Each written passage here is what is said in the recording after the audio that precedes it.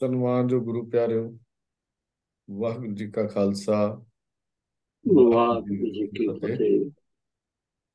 ਸਿੱਖ missionary college Ludhiana ਵੱਲੋਂ SMC ਗੁਰਮਤਿ class USA ਵਿੱਚ ਆਪ ਸਾਰਿਆਂ ਨੂੰ ਜੀ ਆਇਆਂ। ਸਾਰਿਆਂ ਦਾ ਸਵਾਗਤ ਹੈ। ਹਰ ਸੋਮਵਾਰ ਇਹ ਸੈਸ਼ਨ ਸਾਡਾ ਸਵਾਲ ਜਵਾਬ ਦਾ ਹੁੰਦਾ ਹੈ। ਆਪ ਜੀ ਵੱਲੋਂ ਪੁੱਛੇ ਹੋਏ ਸਵਾਲਾਂ ਦੇ ਉੱਤਰ ਪੈਨਲ ਮੈਂਬਰਾਂ ਵੱਲੋਂ ਦਿੱਤੇ ਜਾਂਦੇ ਹਨ। ਪੈਨਲ ਮੈਂਬਰਸ ਆਪ ਜੀ ਵੱਲੋਂ ਭੇਜੇ ਸਵਾਲਾਂ ਤੇ ਵਿਚਾਰ ਕਰਕੇ ਜੋ ਸਹਿਮਤੀ ਨਾਲ ਜਵਾਬ ਬਣਦਾ ਹੈ ਉਹ ਹੀ ਆਪ ਜੀ ਦੇ ਸਾਹਮਣੇ ਰੱਖਦੇ ਹਨ। ਤੋ ਇਹ ਸਵਾਲਾਂ ਦੇ ਜੋ ਜਵਾਬ ਹਨ, ਸ੍ਰੀ ਗੁਰੂ ਗ੍ਰੰਥ ਸਾਹਿਬ ਜੀ ਦੀ ਬਾਣੀ, ਪੰਥ ਪ੍ਰਵਾਨਿਤ ਸਿੱਖ ਰਹਿਤ ਮਰਿਆਦਾ, ਉਹ ਵਿਦਵਾਨ ਗੁਰੂ ਗ੍ਰੰਥ ਸਾਹਿਬ ਦਰਪਨ ਭਾਈ ਕਾਹਨ ਸਿੰਘ ਨਾਭਾ ਦੇ ਮਹਾਨ ਕੋਸ਼, ਭਾਈ ਗੁਰਦਾਸ ਜੀ ਦੀਆਂ ਵਾਰਾਂ, ਭਾਈ ਨੰਦ ਲਾਲ ਸਿੰਘ ਦੀਆਂ ਰਚਨਾਵਾਂ ਤੇ ਹੋਰ ਵਿਦਵਾਨ ਜਿਨ੍ਹਾਂ ਨੇ ਗੁਰਸਿੱਖੀ ਦੇ ਪ੍ਰਚਾਰ ਤੇ ਪ੍ਰਸਾਰ ਵਿੱਚ ਯੋਗਦਾਨ ਪਾਇਆ ਹੈ, ਉਹਨਾਂ ਦੀਆਂ ਲਿਖਤਾਂ ਉੱਤੇ ਆਧਾਰਿਤ ਹੁੰਦੇ ਹਨ। ਇਸ ਸਵਾਲ ਜਵਾਬ ਦਾ ਸੈਸ਼ਨ ਦੀ ਜ਼ਿੰਮੇਵਾਰੀ ਸੇਵਾ ਵੀਰ ਆਇਆ ਸਿੰਘ ਜੀ ਨਿਭਾਉਣਗੇ। ਬੇਨਤੀ ਕਰ ਰਿਹਾ ਵੀਰ ਆਇਆ ਸਿੰਘ ਜੀ, ਅੱਜ ਦਾ ਇਹ ਸੈਸ਼ਨ ਸ਼ੁਰੂ ਕਰੋ ਜੀਓ। ਵਾਹਿਗੁਰੂ ਜੀ ਕਾ ਖਾਲਸਾ, ਵਾਹਿਗੁਰੂ ਜੀ ਕੀ ਫਤਿਹ। ਵਾਹਿਗੁਰੂ ਜੀ। ਇੱਕ ਓੰਕਾਰ ਸਤਿਨਾਮ ਕਰਤਾ ਪੁਰਖ ਨਿਰਭਉ ਨਿਰਵੈਰ ਅਕਾਲ ਮੂਰਤ ਅਜੂਨੀ ਸੈਭੰ ਗੁਰ ਪ੍ਰਸਾਦ। ਵਾਹਿਗੁਰੂ ਵਾਹਿਗੁਰੂ ਵਾਹਿਗੁਰੂ ਵਾਹਿਗੁਰੂ ਵਾਹਿਗੁਰੂ। ਵਾਹਿਗੁਰੂ ਜੀ ਕਾ ਖਾਲਸਾ, ਵਾਹਿਗੁਰੂ ਜੀ ਕੀ ਫਤਿਹ। ਸਾਰੀ ਸੰਗਤ ਦਾ ਅੱਜ ਦੇ ਪ੍ਰੋਗਰਾਮ ਵਿੱਚ ਸਵਾਗਤ ਹੈ ਜੀ। ਤੋ ਸੰਗਤ ਜੀ, ਆਪ ਵੱਲੋਂ ਭੇਜੇ ਸਵਾਲ, ਉਹਨਾਂ ਦੇ ਉੱਤਰ ਆਪ ਨਾਲ ਵਿਚਾਰ ਕਰਨ ਤੋਂ ਪਹਿਲਾਂ ਪੈਨਲ ਮੈਂਬਰ ਆਪ ਜੀ ਨਾਲ ਫਤਿਹ ਸਾਂਝੀ ਕਰਨਗੇ। ਮੈਂ ਬੇਨਤੀ ਕਰ ਰਿਹਾ ਸਰਦਾਰ MP ਸਿੰਘ ਜੀ। ਵਾਹਿਗੁਰੂ ਜੀ ਕਾ ਖਾਲਸਾ, ਵਾਹਿਗੁਰੂ ਜੀ ਕੀ ਫਤਿਹ। ਅਤੇ ਸਰਦਾਰ ਪ੍ਰਭ ਕੀਰਤਨ ਸਿੰਘ ਜੀ। ਵਾਹਿਗੁਰੂ ਜੀ ਕਾ ਖਾਲਸਾ, ਵਾਹਿਗੁਰੂ ਜੀ ਕੀ ਫਤਿਹ। ਸਰਦਾਰ ਇੰਦਰਬੀਰ ਸਿੰਘ ਜੀ। ਵਾਹਿਗੁਰੂ ਜੀ ਕਾ ਖਾਲਸਾ, ਵਾਹਿਗੁਰੂ ਜੀ ਕੀ ਫਤਿਹ ਵਾਹਿਗੁਰੂ ਜੀ ਜੀ। ਕੀ ਫਤਿਹ। ਸਰਦਾਰ ਜਗੀਰ ਸਿੰਘ ਜੀ। ਵਾਹਿਗੁਰੂ ਜੀ ਕਾ ਖਾਲਸਾ, ਵਾਹਿਗੁਰੂ ਜੀ ਕੀ ਫਤਿਹ। ਫਤਿਹ। ਡਾਕਟਰ ਤੇਜਿੰਦਰ ਸਿੰਘ ਜੀ। ਵਾਹਿਗੁਰੂ ਜੀ ਕਾ ਖਾਲਸਾ, ਵਾਹਿਗੁਰੂ ਜੀ ਕੀ ਫਤਿਹ। ਵਾਹਿਗੁਰੂ ਜੀ ਕੀ ਫਤਿਹ। ਸਰਦਾਰ ਕਿੱਕਰ ਸਿੰਘ ਜੀ। ਵਾਹਿਗੁਰੂ ਜੀ ਕਾ ਖਾਲਸਾ, ਵਾਹਿਗੁਰੂ ਜੀ ਕੀ ਫਤਿਹ।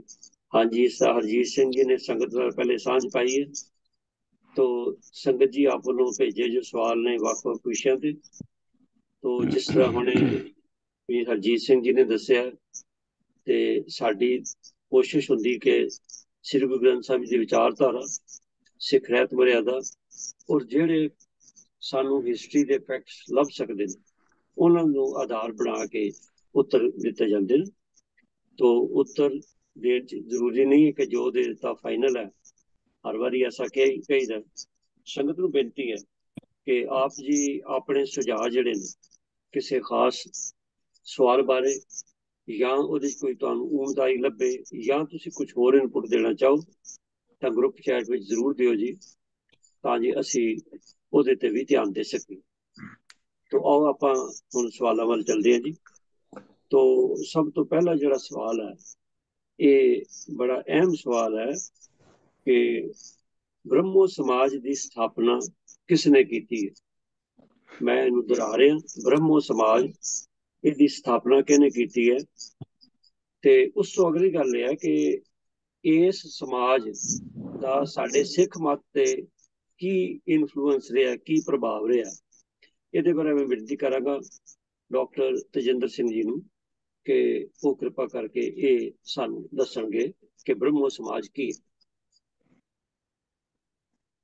ਅਨਮਿਊਟ ਕਰ ਲਓ ਜੀ। ਵਾਹਿਗੁਰੂ ਜੀ ਕਾ ਖਾਲਸਾ, ਵਾਹਿਗੁਰੂ ਜੀ ਕੀ ਫਤਿਹ। ਬ੍ਰਹਮੋ ਸਮਾਜ ਕੀ ਹੈ ਅਤੇ ਸਿੱਖ ਕੌਮ ਦੇ ਉੱਪਰ ਇਸ ਦਾ ਪ੍ਰਭਾਵ। ਸਾਲ 1815 ਵਿੱਚ ਆਤਮੀਆ ਸਭਾ, ਮੈਂ ਜ਼ਿਕਰ ਕਰ ਰਿਹਾ ਜੀ ਬ੍ਰਹਮੋ ਸਮਾਜ ਦੇ ਪਿਛੋਕੜ ਦਾ।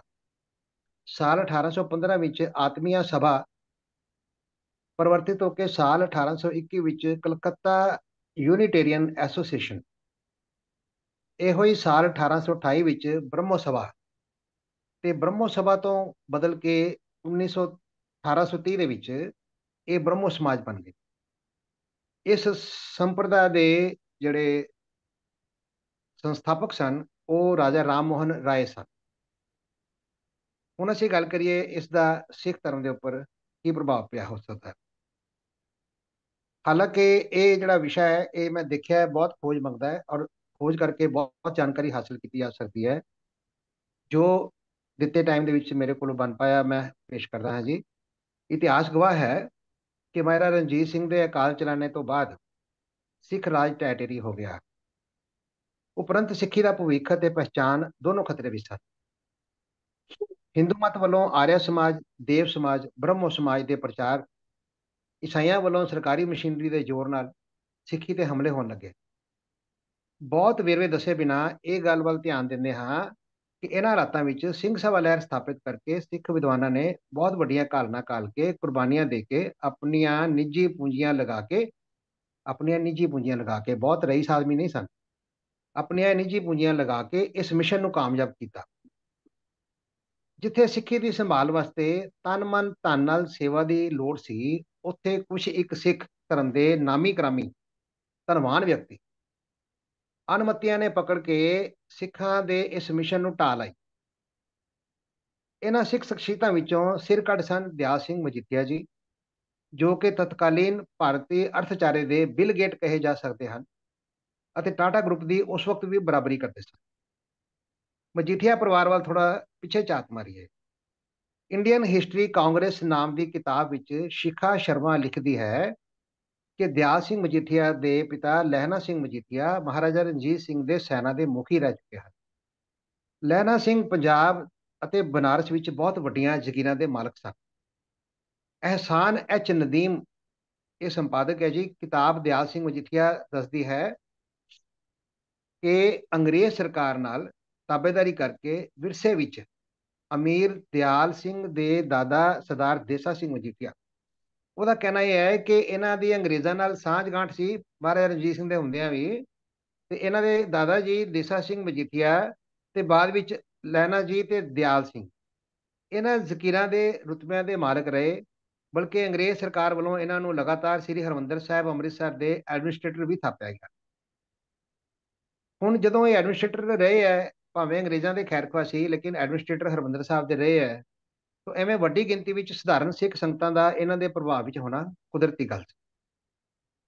ਲਹਿਣਾ ਸਿੰਘ ਮਜੀਠੀਆ ਤੋਂ ਬਾਅਦ ਉਸਦਾ ਪੁੱਤਰ ਦਿਆਲ ਸਿੰਘ ਮਜੀਠੀਆ ਨਾ ਸਿਰਫ ਖਾਨਦਾਨੀ ਜ਼ਗੀਰਦਾਰ ਸੀ, ਬਲਕਿ ਸਿੱਖ ਧਰਮ ਵਿੱਚ, ਸਿੱਖ ਜਗਤ ਵਿੱਚ ਵੱਡਾ ਰੁਤਬਾ ਰੱਖਦਾ ਸੀ। ਇਸ ਤੋਂ ਵੱਧ ਵੀ ਗੁਣ ਇਹ ਵੀ ਕਿ ਭਾਰਤ ਵਿੱਚ ਨਾਮੀ ਅਖਬਾਰ ਟ੍ਰਿਬਿਊਨ ਦਾ ਮਾਲਕ ਸੀ ਅਤੇ ਪ੍ਰਿੰਟ ਮੀਡੀਆ ਰਾਹੀਂ ਵਿਲੱਖਣ ਪ੍ਰਚਾਰ ਦੀ ਕਾਬਲੀਅਤ ਰੱਖਦਾ ਸੀ। ਇੱਕ ਪਾਸੇ ਸਿੱਖ ਧਰਮ ਪਰਿਵਰਤਨ ਵੱਲ ਮਜਬੂਰ ਕੀਤੇ ਜਾ ਰਹੇ ਸਨ। ਸਿੰਘ ਸਭਾ ਤਨ ਮਨ ਧਨ ਨਾਲ ਜ਼ੋਰ ਲਗਾ ਕੇ ਸਿੱਖੀ ਦੀ ਸੰਭਾਲ ਲਈ ਉਪਰਾਲੇ ਕਰ ਰਹੀ ਸੀ। ਦੂਜੇ ਪਾਸੇ ਦਿਆਲ ਸਿੰਘ ਦਾ ਰੁਝਾਨ ਬ੍ਰਹਮੋ ਸਮਾਜ ਵੱਲ ਖਿੱਚੇ ਜਾਣਾ ਸਿੰਘ ਸਭਾ ਲਹਿਰ ਦੇ ਉਪਰਾਲਿਆਂ ਦੇ ਵਿੱਚ ਟੋਇਆ ਪੁੱਟਣ ਤੋਂ ਘੱਟ ਨਹੀਂ ਸੀ। ਪੰਜਾਬ ਵਿੱਚ ਬ੍ਰਹਮੋ ਸਮਾਜ ਦਾ ਹੈੱਡਕੁਆਟਰ ਬਣਾਉਣ ਲਈ ਬਹੁਤ ਵੱਡੀ ਰਕਮ ਬ੍ਰਹਮੋ ਸਮਾਜ ਦੇ ਪੰਜਾਬ ਦੇ ਮੁਖੀ ਅਗਨੀਹੋਤਰੀ ਨੂੰ ਦਾਨ ਦੇ ਕੇ ਦਿਆਲ ਸਿੰਘ ਮਜੀਠੀਆ ਨਾ ਸਿਰਫ ਆਪ ਗੁਰਮਤ ਤੋਂ ਮੂੰਹ ਮੋੜ ਗਿਆ, ਬਲਕਿ ਉਸਦੇ ਚਹੇਤੇ ਅਨੇਕ ਸਿੱਖ ਪ੍ਰਾਣੀਆਂ ਨੇ ਰੁੱਖ ਮੁੜਨਾ ਸੁਭਾਵਿਕ ਸੀ। ਸਿੱਖਾਂ ਦੇ ਆਪਣੇ ਸਿੱਖੀ ਅਸੂਲਾਂ ਤੋਂ ਟਸਮਸ ਨਾ ਹੋਣਾ ਬ੍ਰਹਮੋ ਸਮਾਜ ਨੂੰ, ਖਾਸ ਕਰ ਪੂਰਬੀ ਖੇਤਰ ਦੇ ਵਸਨੀਕਾਂ ਨੂੰ ਪਸੰਦ ਨਹੀਂ ਸੀ। ਇਸ ਕਰਕੇ ਪੂਰਬੀ ਇਲਾਕੇ ਦੇ ਜਿਹੜੇ ਸਿੱਖ ਵਸਨੀਕ ਸਨ ਉਹਨਾਂ ਦੇ ਉੱਪਰ ਬਹੁਤ ਦਬਾਅ ਰਿਹਾ ਅਤੇ ਉਹਨਾਂ ਨੇ ਬੜੀਆਂ ਮੁਸ਼ਕਲਾਂ ਝੇਲੀਆਂ।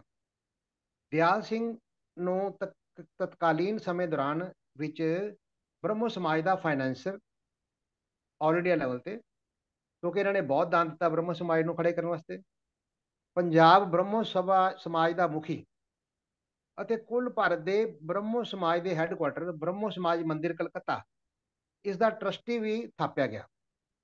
ਭਾਵੇਂ ਬ੍ਰਹਮੋ ਸਮਾਜ ਦਾ ਸੰਚਾਲਨ ਹਿੰਦੂ ਮਤ ਦੇ ਸੁਧਾਰ ਲਈ ਅਤੇ ਹਿੰਦੂ ਧਰਮ ਦੇ ਦਾਇਰੇ ਵਿੱਚ ਸੀ, ਪਰ ਹਿੰਦੂ ਧਰਮ ਦੇ ਕਰਮਕਾਂਡ, ਰੀਤੀ ਰਿਵਾਜ, ਜਾਤ ਪਾਤ ਬਹੁਤ ਹਟਵੀਂ ਸੰਪਰਦਾ ਸੀ। ਇਸ ਸੰਪਰਦਾ ਬਾਰੇ ਦੱਸਿਆ ਜਾਂਦਾ ਹੈ ਕਿ ਇਸ ਸੰਪਰਦਾ ਵਿੱਚ ਪੱਛਮੀ ਅਤੇ ਪੂਰਬੀ ਦੇਸ਼ਾਂ ਦੇ ਕੁਝ ਧਰਮਾਂ ਦੇ ਚੰਗੇ ਆਦਰਸ਼ ਗ੍ਰਹਿਣ ਕਰਨ ਦਾ ਪ੍ਰੋਗਰਾਮ ਸੀ। ਈਸਾਈ ਮਤ, ਸਿੱਖ ਮਤ ਅਤੇ ਇਸਲਾਮ ਮਤ ਨੂੰ ਵੀ ਇਹਨਾਂ ਨੇ ਸਟੱਡੀ ਕੀਤਾ। ਇਸਤਰੀ ਜਾਤੀ ਦੀ ਸਮੂਹਕ ਸਥਿਤੀ ਦੀ ਸੁਧਾਰ ਦੀ ਵੀ ਗੱਲ ਕੀਤੀ ਗਈ ਹੈ।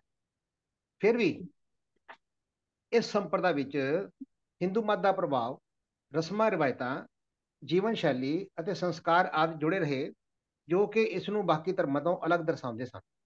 ਖਾਸ ਕਰਕੇ ਗੁਰਸਿੱਖ ਦੀ ਰਹਿਣੀ, ਸਿੱਖੀ ਵੇਸ, ਰਹਿਤ ਗੁਰਮਤ, ਗੁਰਮੁਖੀ ਗੁਰਬਾਣੀ, ਸਾਡੀ ਮਰਿਆਦਾ, ਇਹ ਇਹਨਾਂ ਕੋਲੋਂ ਬਰਦਾਸ਼ਤ ਨਹੀਂ ਹੁੰਦੀ ਸੀ। 10 ਗੁਰੂ ਸਾਹਿਬਾਨ ਅਤੇ ਸ੍ਰੀ ਗੁਰੂ ਗ੍ਰੰਥ ਸਾਹਿਬ ਤੇ ਆਸਥਾ ਇਹ ਖਤਰੇ ਵਿੱਚ ਸੀ। ਸਰੂਪ, ਸਾਬਤ ਸੁਰਤ, ਸਿਧਾਂਤ, ਕਿਰਤ ਕਰਨੀ, ਨਾਮ ਜਪਾ, ਵੰਡ ਛਕਣਾ, ਇਹ ਇਹਨਾਂ ਦੇ ਅਸੂਲਾਂ ਵਿੱਚ ਸ਼ਾਮਲ ਨਹੀਂ ਸੀ। ਤੋ ਇਹਨਾਂ ਸਾਰੀਆਂ ਚੀਜ਼ਾਂ ਨੂੰ ਧਿਆਨ 'ਚ ਰੱਖਦੇ ਹੋਏ ਸਿੱਖ ਜਿਹੜੇ ਇਹਨਾਂ ਨੂੰ ਫੋਲੋ ਨਹੀਂ ਕਰ ਸਕੇ। ਮੈਂ ਪਹਿਲੇ ਬੇਨਤੀ ਕੀਤੀ ਹੈ ਕਿ ਜਿਹੜੇ ਪੂਰਬ ਦੇ ਗੁਰਸਿੱਖ ਸਨ, ਉਹਨਾਂ ਨੂੰ ਇਹਨਾਂ ਸਰਮਾਏਦਾਰਾਂ ਨੇ ਬਹੁਤ ਪਰੇਸ਼ਾਨ ਕੀਤਾ। ਕਈ ਤਰ੍ਹਾਂ ਦੇ ਇਹਨਾਂ ਤੇ ਕਾਨੂੰਨੀ ਕਬਜ਼ੇ ਵੀ ਹੋਏ, ਸ਼ਿਕੰਜੇ ਵੀ ਕੱਸੇ ਗਏ, ਹੋਰ ਬੜੀਆਂ ਦਿੱਕਤਾਂ ਆਈਆਂ। ਅਸਾਮ ਦੇ ਸਿੱਖਾਂ ਦੀਆਂ ਵੀ ਦਿੱਕਤਾਂ ਜਿਹੜੀਆਂ ਜ਼ਿਕਰ ਵਿੱਚ ਆਈਆਂ ਹਨ। ਤੋ ਇਹਨਾਂ ਸਾਰੀਆਂ ਜਾਣਕਾਰੀਆਂ ਨਾਲ ਮੈਂ ਸਮਝਦਾ ਹਾਂ ਕਿ ਕੁਝ ਹੱਦ ਤੱਕ ਮੈਂ ਆਪ ਜੀ ਦੇ ਸਵਾਲ ਦਾ ਜਵਾਬ ਦੇ ਪਾਇਆ ਹਾਂ। ਬਾਕੀ ਮੈਂ ਫਿਰ ਬੇਨਤੀ ਕਰਦਾ ਹਾਂ ਕਿ ਇਹ ਜਿਹੜਾ ਟੌਪਿਕ ਹੈ ਇਹ ਭਰਪੂਰ ਖੋਜ ਮੰਗਦਾ ਹੈ, ਔਰ ਹੋਰ ਖੋਜ ਕਰਕੇ ਹੋਰ ਜਾਣਕਾਰੀ ਹਾਸਲ ਕੀਤੀ ਜਾ ਸਕਦੀ ਹੈ। ਭੁੱਲ ਚੁੱਕ ਦੀ ਖਿਮਾ ਜੀ। ਵਾਹਿਗੁਰੂ ਜੀ ਦਾ ਖਾਲਸਾ, ਵਾਹਿਗੁਰੂ ਜੀ। ਵਾਹਿਗੁਰੂ ਜੀ ਕੀ ਫਤਿਹ। ਡਾਕਟਰ ਸਾਹਿਬ, ਬਦਨ ਮੋਹਨ ਮਾਲੀਆ ਦਾ ਇੱਕ ਨਾਮ ਆਉਂਦਾ, ਇਸ ਤੋਂ ਇਲਾਵਾ ਕੋਈ ਹੋਰ ਵੀ ਪ੍ਰਮੁੱਖ ਨਾਂ ਨੇ ਜਿਹੜੇ ਸੰਚਾਲਕ ਸਨ? ਮਦਨ ਮੋਹਨ ਮਾਲਵੀਆ ਦਾ ਬ੍ਰਹਮੋ ਸਮਾਜ ਨਾਲ ਕੋਈ ਲੈਣਾ ਦੇਣਾ ਨਹੀਂ ਜੀ। ਉਹ ਆਰਿਆ ਸਮਾਜੀ ਜਾਂ ਆਰਿਆ ਸਮਾਜ ਦੇ ਨਾਲ ਜੁੜੇ ਸੀ ਜੀ। ਅੱਛਾ, ਉਹ ਇਹਨਾਂ ਨਾਲ ਇਹ ਨਹੀਂ। ਬ੍ਰਹਮੋ ਸਮਾਜ, ਇਹਦੇ ਵਿੱਚ ਅਗਨੀਹੋਤਰੀ ਪੰਜਾਬ ਦੇ ਹੋਏ ਹੈ, ਹੋਰ ਵੀ ਕੁਝ ਨਾਂ ਦੇ। ਹਾਂ, ਟੈਗੋਰ ਫੈਮਿਲੀ ਜਿਹੜੀ ਹੈ, ਰਵਿੰਦਰਨਾਥ ਟੈਗੋਰ, ਦਵਿੰਦਰਨਾਥ ਟੈਗੋਰ, ਉਹ ਜੁੜੇ ਸੀ ਇਹਨਾਂ ਨਾਲ। ਅੱਛਾ, ਔਰ ਠੀਕ ਹੈ। ਉਹਨਾਂ ਦਾ ਬਾਰ-ਬਾਰ ਅੰਮ੍ਰਿਤਸਰ ਦਰਸ਼ਨ ਕਰਨ ਆਣਾ ਇੱਕ ਪਿੱਛੇ ਉਹਨਾਂ ਦੇ ਮਨਸਾ ਸੀ ਕਿ ਸਿੱਖਾਂ ਨੂੰ ਆਪਣੇ ਨਾਲ ਰਲਾਣਾ ਤੇ ਉਹਨਾਂ ਨੂੰ ਦੱਸਣਾ ਕਿ ਅਸੀਂ ਸੰਸਕਾਰਾਂ ਤੋਂ, ਕਰਮਕਾਂਡ ਤੋਂ ਬਾਹਰ ਹਾਂ, ਅਸੀਂ ਤੁਹਾਡੇ ਵਰਗੇ ਹਾਂ, ਸਾਡਾ ਸਾਥ ਦਿਓ, ਸਾਡੇ ਨਾਲ ਰਹੋ। ਠੀਕ, ਧੰਨਵਾਦ ਡਾਕਟਰ ਸਾਹਿਬ, ਆਪ ਜੀ ਦਾ ਬਹੁਤ ਬਹੁਤ। ਸੰਗਤ ਜੀ, ਕਈ ਐਸੀਆਂ ਵੀ ਇਨਫੋਰਮੇਸ਼ਨ ਨੇ ਜਿਹੜੀਆਂ ਸਾਡੇ ਸਾਹਮਣੇ ਬੜੀਆਂ ਘੱਟ ਆਉਂਦੀਆਂ ਨਹੀਂ। ਤੋ ਇਸ ਸਵਾਲ ਦੇ ਰਾਹੀਂ ਸਾਨੂੰ ਇਸ ਦਾ ਵੀ ਇਹ ਨਵੀਂ ਇਨਫੋਰਮੇਸ਼ਨ ਜਿਹੜੀ ਹੈ ਕਾਫੀ, ਕਿਉਂਕਿ ਮੈਨੂੰ ਲੱਗਦਾ ਹੈ ਵੀ ਆਪਾਂ ਬਹੁਤਿਆਂ ਨੂੰ ਸ਼ਾਇਦ ਇਹਦਾ ਪੂਰਾ ਪਤਾ ਨਾ ਹੋਵੇ। ਤੋ ਡਾਕਟਰ ਸਾਹਿਬ, ਤੁਸੀਂ ਇਹ ਲੱਭ ਕੇ ਲਿਆਂਦੀ ਹੈ ਸੂਚਨਾ, ਆਪ ਜੀ ਦੀ ਬਹੁਤ ਬਹੁਤ ਮਿਹਰਬਾਨੀ ਹੈ, ਧੰਨਵਾਦ ਹੈ। ਸੰਗਤ ਜੀ, ਮੈਂ ਬੇਨਤੀ ਕਰਦੇ ਹਾਂ ਕਿ ਸਿੱਖ ਮਤ ਵਿੱਚ ਤਾਂ ਨਿਸ਼ਕਾਮ ਸੇਵਾ ਜਿਹੜੀ ਹੈ ਉਹ ਹੀ ਪ੍ਰਵਾਨ ਹੈ। ਅਗਰ ਕੋਈ ਮਨੁੱਖ ਕਿਸੇ ਸੇਵਾ ਦੇ ਬਦਲੇ ਕੁਝ ਮੰਗਦਾ ਹੋਵੇ ਤਾਂ ਉਹ ਸਿੱਖ ਮਤ ਵਿੱਚ ਪ੍ਰਵਾਨ ਨਹੀਂ ਹੈ। ਤੇ ਜਿਹੜੀ ਇਹ ਟ੍ਰਿਬਿਊਨ ਦੀ ਗੱਲ ਕੀਤੀ, ਟ੍ਰਿਬਿਊਨ ਅਖਬਾਰ ਦੀ, ਜਿਹੜੀ ਪੰਜਾਬ ਦੀ ਇਸ ਵੇਲੇ ਕਾਫੀ ਮਤਲਬ ਸਰਕੂਲੇਸ਼ਨ ਲਈ ਅਖਬਾਰ ਹੈ, ਕਹਿੰਦੇ ਨੇ, ਮੈਨੂੰ ਕਾਫੀ ਦੇਰ ਪੁਰਾਣੀ ਗੱਲ ਹੈ, ਮੈਨੂੰ ਕਿਸੇ ਨੇ ਵਿਦਵਾਨ ਨੇ ਦੱਸਿਆ ਸੀਗਾ ਕਿ ਜਿਸ ਵੇਲੇ ਟ੍ਰਿਬਿਊਨ ਅਖਬਾਰ ਸ਼ੁਰੂ ਕਰਨੀ ਸੀ ਤਾਂ ਇਸ ਪਰਿਵਾਰ ਨੇ ਉਸ ਵੇਲੇ ਜਿਹੜੇ ਸਿੱਖਾਂ ਦੇ ਆਗੂ ਸਨ ਉਹਨਾਂ ਨੂੰ ਅਪਰੋਚ ਕੀਤਾ ਸੀਗਾ ਵੀ ਅਖਬਾਰ ਅਸੀਂ ਤੁਹਾਨੂੰ ਦਿੰਦੇ ਹਾਂ, ਪਰ ਸਾਡਾ ਨਾਮ ਜਿਹੜਾ ਜ਼ਰੂਰ ਲਿਖ ਦਿਓ। ਤੋ ਸੰਗਤ ਜੀ, ਆਪਾਂ ਧਿਆਨ ਦਈਏ ਕਿ ਉਹਨਾਂ ਕਿਹਾ ਵੀ ਨਾਮ ਨਹੀਂ ਅਸੀਂ ਲਿਖਣਾ, ਤੁਸੀਂ ਜਿੰਨਾ ਮਰਜ਼ੀ ਮਤਲਬ ਵੀ ਸਰਮਾਇਆ ਲਾਣਾ ਚਾਹੋ, ਨਾ ਲਾਣਾ ਚਾਹੋ, ਜੇ ਤੁਸੀਂ ਕਹੋ ਕਿਸੇ ਨਾਮ ਨਾਲ ਲੈਣਾ, ਨਾਮ ਸਾਡਾ ਲਿਖੋ, ਤੇ ਨਹੀਂ ਲਿਖਿਆ ਜਾਏਗਾ। ਇਹ ਮੈਨੂੰ ਕਾਫੀ ਪੁਰਾਣੀ ਗੱਲ ਹੈ, ਮਤਲਬ 30-40 ਸਾਲ ਪੁਰਾਣੀ ਗੱਲ ਮੈਂ ਕਹਿ ਰਿਹਾ, ਮੈਨੂੰ ਕਿਸੇ ਵਿਦਵਾਨ ਨੇ ਦੱਸੀ ਸੀ। ਕਿੱਥੋਂ ਤੱਕ ਠੀਕ ਹੈ, ਮੈਂ ਜੋ ਮੈਨੂੰ ਸੁਣਿਆ ਸੀ ਮੈਂ ਤੁਹਾਡੇ ਨਾਲ ਸਾਂਝਾ ਕੀਤਾ, ਪਰ ਉਹਦੇ ਚੋਂ ਜਿਹੜੀ ਗੱਲ ਸਾਡੇ ਸਾਹਮਣੇ ਇਹ ਆਈ ਹੈ ਕਿ ਸੇਵਾ ਹਮੇਸ਼ਾ ਨਿਸ਼ਕਾਮ ਹੋਵੇ। ਅੱਜ ਕੀ ਹੋ ਰਿਹਾ ਹੈ ਕਿ ਸਾਡੇ ਸਮਾਜ ਦੇ ਵਿੱਚ ਨਾਮ ਜ਼ਿਆਦਾ ਹੈ, ਸੇਵਾ ਘੱਟ ਹੈ। ਔਰ ਮਹਾਰਾਜ ਨੇ ਸਾਨੂੰ ਰੋਕਿਆ ਵੀ ਕਿ ਸੇਵਾ ਥੋੜੀ, ਮੰਗਣ ਬਹੁਤਾ, ਮੈਂ ਨਾ ਪਾਵੇ ਕਹਿ ਤਾ ਪੁੱਤ। ਤੋ ਖਿਆਲ ਰੱਖੀਏ ਇਸ ਗੱਲ ਦਾ ਵੀ ਜੀ। ਤੋ ਇੱਕ ਵਾਰੀ ਫੇਰ ਮੈਂ ਆਪ ਵੀਰ ਜੀ ਡਾਕਟਰ ਸਾਹਿਬ ਦਾ ਧੰਨਵਾਦ ਕਰਦਾ। ਆਪਾਂ ਅਗਲੇ ਸਵਾਲ ਵੱਲ ਚੱਲਦੇ ਹਾਂ ਜੀ। ਅਗਲਾ ਸਵਾਲ ਹੈ, ਗੁਰਬਾਣੀ ਦੀ ਇੱਕ ਤੁਕ ਹੈ, ਮੱਛੀ ਤਾਰੂ ਕਿਆ ਕਰੇ, ਪੰਛੀ ਕੇ ਆਕਾਸ਼। ਇਹ ਸ੍ਰੀ ਗੁਰੂ ਗ੍ਰੰਥ ਸਾਹਿਬ ਜੀ ਪੰਨਾ 143 ਤੇ ਸ਼ਬਦ ਹੈ ਜੀ, ਉਹਦੇ ਵਿੱਚੋਂ ਇਹ ਤੁਕਾਂ ਨੇ। ਤੋ ਸਵਾਲ ਕਰਤਾ ਨੇ ਕਿਹਾ ਕਿ ਸਾਨੂੰ ਇਹਦੇ ਤੁਸੀਂ ਸ਼ਾਇਦ ਸਵਾਲ ਜਿਹੜਾ ਸਾਚਾ ਰਣਜੀਤ ਸਿੰਘ ਜੀ ਦਾ, ਉਹਨਾਂ ਨੇ ਕਿਹਾ ਕਿ ਸਾਨੂੰ ਇਹਦਾ ਭਾਵ ਦੱਸਿਆ ਜਾਏ। ਮੈਂ ਬੇਨਤੀ ਕਰ ਰਿਹਾ ਵੀਰ ਜਗੀਰ ਸਿੰਘ ਜੀ ਨੂੰ ਕਿ ਇਸ ਜਿਹੜੀਆਂ ਤੁਕਾਂ ਨੇ ਇਹਨਾਂ ਦਾ ਸਾਨੂੰ ਭਾਵ ਦੱਸੋ। ਵਾਹਿਗੁਰੂ ਜੀ ਕਾ ਖਾਲਸਾ, ਵਾਹਿਗੁਰੂ ਜੀ ਕੀ ਫਤਿਹ ਜੀ। ਇਹ ਸ਼ਲੋਕ ਗੁਰੂ ਨਾਨਕ ਦੇਵ ਜੀ ਨੇ ਮਾਝ ਕੀ ਵਾਰ ਦੀ 12ਵੀਂ ਪੌੜੀ ਦਾ ਪਹਿਲਾ ਸ਼ਬਦ ਸ਼ਲੋਕ ਉਚਾਰਨ ਕੀਤਾ ਹੋਇਆ ਹੈ। ਇਸ ਸਾਰੇ ਸ਼ਲੋਕ ਦੇ ਵਿੱਚ ਗੁਰੂ ਨਾਨਕ ਦੇਵ ਜੀ ਨੇ ਮੂਰਖ ਦੇ ਲੱਛਣ ਦੱਸੇ ਨੇ ਕਿ ਮੂਰਖ ਨੂੰ ਜਿੰਨਾ ਮਰਜ਼ੀ ਸਮਝਾ ਲਓ ਉਹ ਨਹੀਂ ਸਮਝਦਾ ਜੀ। 9 ਉਦਾਹਰਨਾਂ ਦਿੱਤੀਆਂ ਨੇ ਪਹਿਲਾਂ, ਤੇ ਆਓ ਆਪਾਂ ਇਸ ਦੀ ਥੋੜ੍ਹੀ ਵਿਚਾਰ ਕਰੀਏ। ਤਾਰੂ ਪਾਣੀ ਮੱਛੀ ਤਾਰੂ ਕਿਆ ਕਰੇ, ਪੰਖੀ ਕਿਆ ਆਕਾਸ਼। ਤਾਰੂ ਦਾ ਮਤਲਬ ਹੁੰਦਾ ਡੂੰਘਾ ਪਾਣੀ ਜੀ। ਤੇ ਤਾਰੂ ਪਾਣੀ ਮੱਛੀ ਨੂੰ ਕੀ ਕਰ ਸਕਦਾ ਹੈ, ਭਾਵ ਕਿਤਨਾ ਵੀ ਡੂੰਘਾ ਹੋਵੇ ਮੱਛੀ ਨੂੰ ਪਰਵਾਹ ਨਹੀਂ, ਮਤਲਬ ਪਾਣੀ ਮੱਛੀ ਨੂੰ ਰੋਕ ਨਹੀਂ ਪਾਉਂਦਾ ਜੀ। ਆਕਾਸ਼ ਪੰਛੀ ਨੂੰ ਕੀ ਕਰ ਸਕਦਾ ਹੈ, ਮਤਲਬ ਆਕਾਸ਼ ਜਿਤਨਾ ਵੀ ਖੁੱਲਾ ਹੋਏ ਪੰਛੀ ਨੂੰ ਕੋਈ ਉਹਦੀ ਪਰਵਾਹ ਨਹੀਂ, ਮਤਲਬ ਪਾਣੀ ਆਪਣੀ ਡੂੰਘਾਈ ਦਾ ਅਤੇ ਆਕਾਸ਼ ਆਪਣੀ ਖੁੱਲ੍ਹ ਦਾ ਅਸਰ ਨਹੀਂ ਪਾ ਸਕਦਾ। ਅਗਲਾ ਹੈ ਜੀ, ਪੱਥਰ ਪਾਲਾ ਕਿਆ ਕਰੇ, ਖੁਸਰੇ ਕਿਆ ਕਰ ਬਾਸ। ਪਾਲਾ ਜਿਹੜਾ ਹੈ ਕੱਕਰ, ਪੱਥਰ ਦੇ ਉੱਤੇ ਅਸਰ ਨਹੀਂ ਕਰ ਸਕਦਾ। ਘਰ ਦੇ ਵਸੇਬੇ ਦਾ ਅਸਰ ਜੀ ਖੁਸਰੇ ਹੀਜੜੇ ਉੱਤੇ ਨਹੀਂ ਪੈਂਦਾ। ਕੁੱਤੇ ਚੰਦਨ ਲਾਈਐ, ਭੀਸੋ ਕੁੱਤੀ ਧਾਤ। ਇੱਥੇ ਪਾਠ ਕੁੱਤੀ ਨਹੀਂ ਕਰਨਾ ਹੈਗਾ, ਇਹ ਕੁੱਤੇ ਦਾ ਬਹੁਵਚਨ ਹੈ ਕੁੱਤੀ ਜੀ। ਕੁੱਤੇ ਚੰਦਨ ਲਾਈਐ ਸੋ ਪੀ ਕੁੱਤੀ ਧਾਤ। ਜੇ ਕੁੱਤੇ ਨੂੰ ਚੰਦਨ ਵੀ ਲਾ ਦਈਏ ਤਾਂ ਵੀ ਭਲਾ ਉਸਦਾ ਅਸਲਾ ਸੁਭਾਅ ਕੁੱਤਿਆਂ ਵਾਲਾ ਹੀ ਰਹਿੰਦਾ ਹੈ ਜੀ। ਬੋਲਾ ਜੇ ਸਮਝਾਈਐ, ਪੜ੍ਹੀਐ ਸਿਮਰਤ ਪਾਠ। ਬੋਲੇ ਮਨੁੱਖ ਨੂੰ ਜੇ ਮੱਤਾਂ ਦਈਏ ਅਤੇ ਸਿਮਰਤੀਆਂ ਦੇ ਪਾਠ ਉਸਦੇ ਕੋਲ ਕਰੀਏ ਤਾਂ ਉਹ ਸੁਣ ਹੀ ਨਹੀਂ ਸਕਦਾ। ਅੰਧਾ ਚਾਨਣ ਰੱਖੀਐ, ਦੀਵੈ ਬਲੈ 50। ਅੰਧੇ ਮਨੁੱਖ ਨੂੰ ਚਾਨਣ ਵਿੱਚ ਰੱਖਿਆ ਜਾਵੇ, ਉਸਦੇ ਪਾਸ ਭਾਵੇਂ 50 ਦੀਵੇ ਬਾਲੇ ਜਾਣ, ਉਸ ਨੂੰ ਕੁਝ ਨਹੀਂ ਦਿਖਦਾ। ਚੌਣੇ ਸੋਨਾ ਪਾਈਐ, ਚੁਣ ਚੁਣ ਖਾਵੈ ਘਾਸ। ਚੌਣਾ ਕਹਿੰਦੇ ਨੇ ਗਾਈਆਂ ਦੇ ਬੱਗ ਨੂੰ।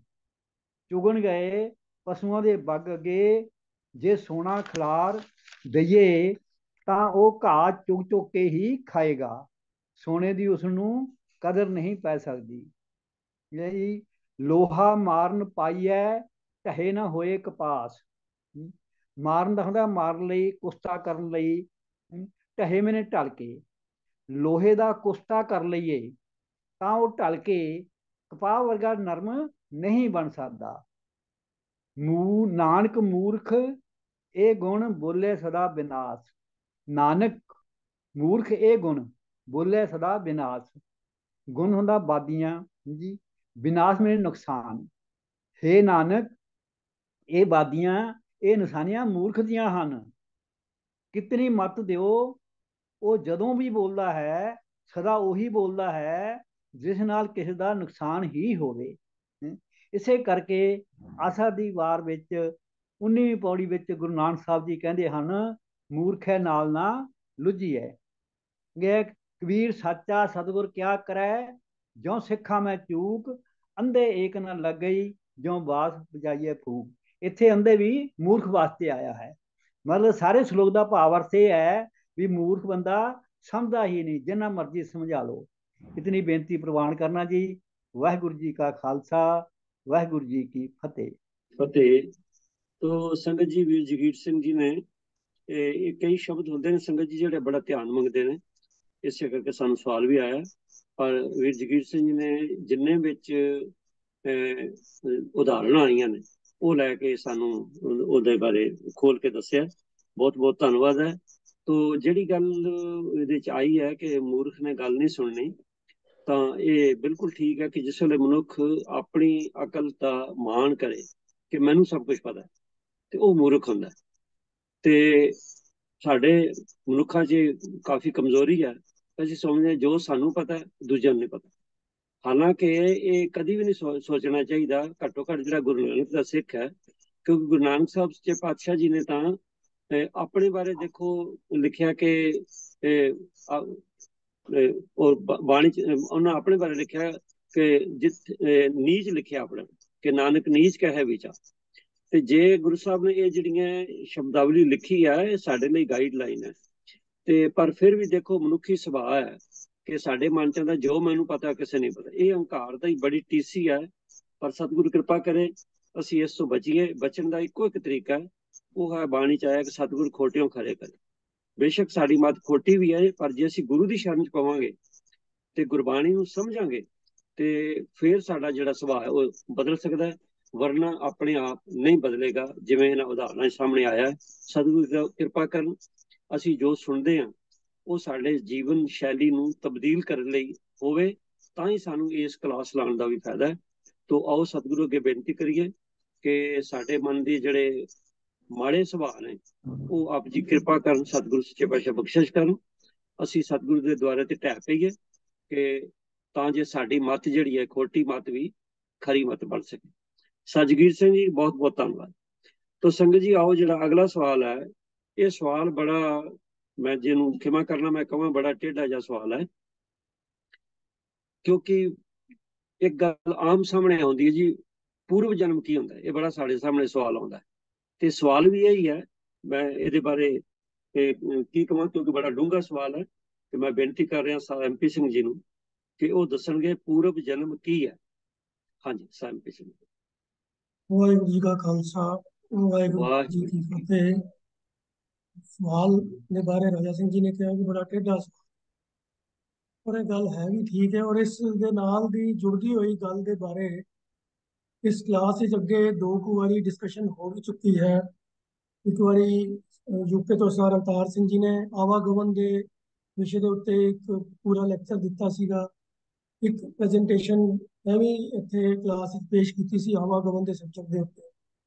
ਤੇ ਪੂਰਵ ਜਨਮ ਔਰ ਆਵਾਗਮਨ ਦੋਨੋਂ ਵਿਸ਼ੇ ਆਪਸ ਵਿੱਚ ਬਿਲਕੁਲ ਜੁੜੇ ਹੋਏ, ਕਿਉਂਕਿ ਜੇ ਆਵਾਗਮਨ ਹੈ ਤਾਂ ਹੀ ਕੋਈ ਪੂਰਵ ਜਨਮ ਹੈ, ਨਹੀਂ ਤਾਂ ਪੂਰਵ ਜਨਮ ਦਾ ਕੋਈ ਮਤਲਬ ਨਹੀਂ ਰਹਿ ਜਾਂਦਾ ਜੇ ਆਵਾਗਮਨ ਨਹੀਂ।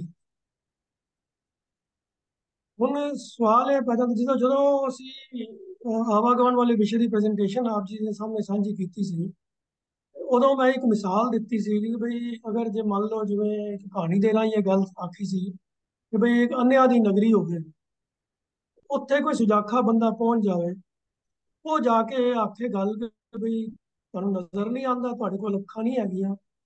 ਉਹਨਾਂ ਦਾ ਅੱਗੋਂ ਰਿਸਪੌਂਸ ਇਹ ਸੀਗਾ ਅੱਖਾਂ ਕਿਉਂ ਹੁੰਦੀਆਂ, ਕਿਉਂਕਿ ਕੋਈ ਚੀਜ਼ ਹੈ ਹੀ ਨਹੀਂ ਹੈ। ਉਹ ਆਪਣਾ ਸਾਰਾ ਕੰਮ ਬਾਕੀ ਦੇ ਚਾਰ ਗਿਆਨ ਇੰਦਰੀਆਂ ਦੇ ਨਾਲ ਹੀ ਨਿਬੇੜੀ ਜਾ ਰਹੇ ਸਨ, ਪਰ ਉਹਨਾਂ ਨੂੰ ਵੇਖਣ ਦਾ, ਅੱਖਾਂ ਦਾ ਕੋਈ ਮੀਨਿੰਗ ਪਤਾ ਨਹੀਂ ਸੀ। ਉਹਨਾਂ ਦੇ ਮੁਤਾਬਕ ਜਿਹੜਾ ਬੰਦਾ ਅੱਖਾਂ ਦੀ ਗੱਲ ਕਰ ਰਿਹਾ ਸੀਗਾ ਉਹ ਪਾਗਲ ਸੀ। ਉਹਨਾਂ ਨੇ ਉਹਨੂੰ ਫੜ ਕੇ ਜੇਲ੍ਹ 'ਚ ਬੰਦ ਕਰ ਉਸ ਕਹਾਣੀ ਦੇ ਅਨੁਸਾਰ। ਮੇਰਾ ਮਿਸਾਲ ਦੇਣ ਤੋਂ ਮਕਸਦ ਇਹ ਸੀ ਕਿ ਜੇ ਕੋਈ ਭਲਾ ਐਸੀ ਨਗਰੀ ਹੋਵੇ ਵਾਕਈ ਜਿੱਥੇ ਚਾਰ ਇੰਦਰੀਆਂ ਦੇ ਵਾਲੇ ਹੀ ਲੋਕ ਬਚ ਰਹਿੰਦੇ ਹੋਣ, ਅੱਖਾਂ ਹੋਣ ਹੀ ਨਾ, ਉਹ ਤਾਂ ਇਹੀ ਸੋਚਣਗੇ ਨਾ ਵੀ ਅੱਖਾਂ ਕੋਈ ਹੁੰਦੀਆਂ ਹੀ ਨਹੀਂ ਗਈਆਂ। ਤੇ ਹੁਣ ਉਹ ਕੋਈ ਇਹੋ ਜਿਹਾ ਕੰਮ ਕਰ ਵੀ ਨਹੀਂ ਸਕਦੇ ਜੋ ਅੱਖਾਂ ਵਾਲੇ ਬੰਦੇ ਕਰ ਸਕਦੇ ਨੇ। ਹੁਣ ਸੋਚਣ ਦੀ ਗੱਲ ਹੈ, ਸਾਡੇ ਆਮ ਸਮਾਜ ਦੀ ਧਰਤੀ ਦੇ ਉੱਤੇ ਮੈਜੋਰਿਟੀ ਲੋਕ ਅੱਖਾਂ ਵਾਲੇ ਹਨ, ਪਰ ਕੁਝ ਇੱਕ ਗਿਣਤੀ ਦੇ ਥੋੜੇ ਬਹੁਤ ਐਸੇ ਲੋਕ ਵੀ ਹੁੰਦੇ ਹਨ ਜਿਹੜੇ ਜਮਾਂਦਰੂ ਅੰਨੇ ਹੁੰਦੇ। ਉਸ ਜਮਾਂਦਰੂ ਅੰਨੇ ਬੰਦੇ ਨੂੰ ਤੁਸੀਂ ਕਹੋ ਜੀ ਇਹ ਲਾਲ ਰੰਗ ਹੈ, ਇਹ ਹਰਾ ਰੰਗ ਹੈ, ਇਹ ਚਿੱਟਾ ਹੈ, ਇਹ ਤਿਰੰਗਾ ਹੈ, ਉਹਦੇ ਵਾਸਤੇ ਇਹਨਾਂ ਗੱਲਾਂ ਦਾ ਕੋਈ ਅਰਥ ਨਹੀਂ ਹੈ, ਕਿਉਂਕਿ ਉਹਨੇ ਜਨਮ ਤੋਂ ਕਦੀ ਕੋਈ ਰੰਗ ਵੇਖਿਆ ਹੀ ਨਹੀਂ, ਉਹਦੇ ਵਾਸਤੇ ਤੇ ਸਭ ਕੁਝ ਹੀ ਕਾਲਾ ਹੈ।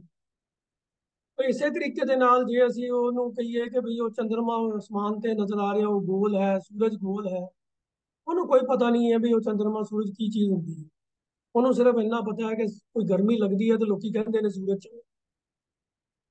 ਸੋ ਕਹਿਣ ਤੋਂ ਮੁਰਾਦ ਇਹ ਹੈ ਕਿ ਜਿੰਨੀ ਕਿਸੇ ਇਨਸਾਨ ਦੀ ਸਮਰੱਥਾ ਪਰਮਾਤਮਾ ਵੱਲੋਂ ਉਹਨੂੰ ਮਿਲੀ ਹੁੰਦੀ, ਉਹ ਉਨੀ ਕੁ ਹੀ ਚੀਜ਼ਾਂ ਦਾ ਉਹਨਾਂ ਇੰਦਰੀਆਂ ਨੂੰ ਵਰਤ ਕੇ ਗਿਆਨ ਹਾਸਲ ਕਰ ਸਕਦਾ। ਪਰਮਾਤਮਾ ਨੇ ਸਾਨੂੰ ਜੀਵਾਂ ਨੂੰ 5 ਗਿਆਨ ਇੰਦਰੀਆਂ ਦਿੱਤੀਆਂ ਹਨ। ਉਹਦੇ ਵਿੱਚ ਇਹ ਸਮਰੱਥਾ ਨਹੀਂ ਹੈ ਕਿ ਅਸੀਂ ਆਪਣੇ ਜਨਮ ਤੋਂ ਪਹਿਲਾਂ ਦੇ ਸਮੇਂ ਦੇ ਬਾਰੇ ਕੋਈ ਜਾਣਕਾਰੀ ਲੈ ਸਕੀਏ, ਜਾਂ ਆਪਣੇ ਸਵਾਸ ਨਿਕਲਣ ਤੋਂ ਬਾਅਦ ਸਾਡੇ ਨਾਲ ਕੀ ਬੀਤਦੀ ਹੈ ਉਹਦੇ ਬਾਰੇ ਕੋਈ ਜਾਣਕਾਰੀ ਲੈ ਸਕੀਏ। ਇਹ ਸਮਰੱਥਾ ਸਾਡੇ ਕੋਲ ਨਹੀਂ। ਸੋਚਣ ਦੀ ਸ਼ਕਤੀ ਪਰਮਾਤਮਾ ਨੇ ਦਿੱਤੀ ਹੈ,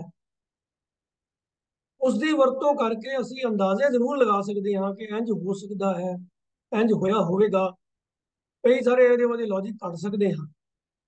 ਪਰ ਕੋਈ ਬੰਦਾ ਅਗਰ ਇਹ ਦਾਅਵਾ ਕਰੇ ਕਿ ਮੈਨੂੰ ਪਤਾ ਹੈ ਕਿ ਮੇਰੇ ਜਨਮ ਤੋਂ ਪਹਿਲਾਂ ਮੈਂ ਕਿੱਥੇ ਸੀ, ਮੇਰੇ ਨਾਲ ਕੀ ਬੀਤੀ ਹੈ, ਜਾਂ ਜਨਮ ਤੋਂ ਪਹਿਲੇ ਕੀ ਹੁੰਦਾ ਹੈ ਤੇ ਮਰਨ ਤੋਂ ਬਾਅਦ ਕੀ ਹੁੰਦਾ ਹੈ, ਉਹ ਇਹ ਸਭ ਕਿਆਫੇ ਹੈ।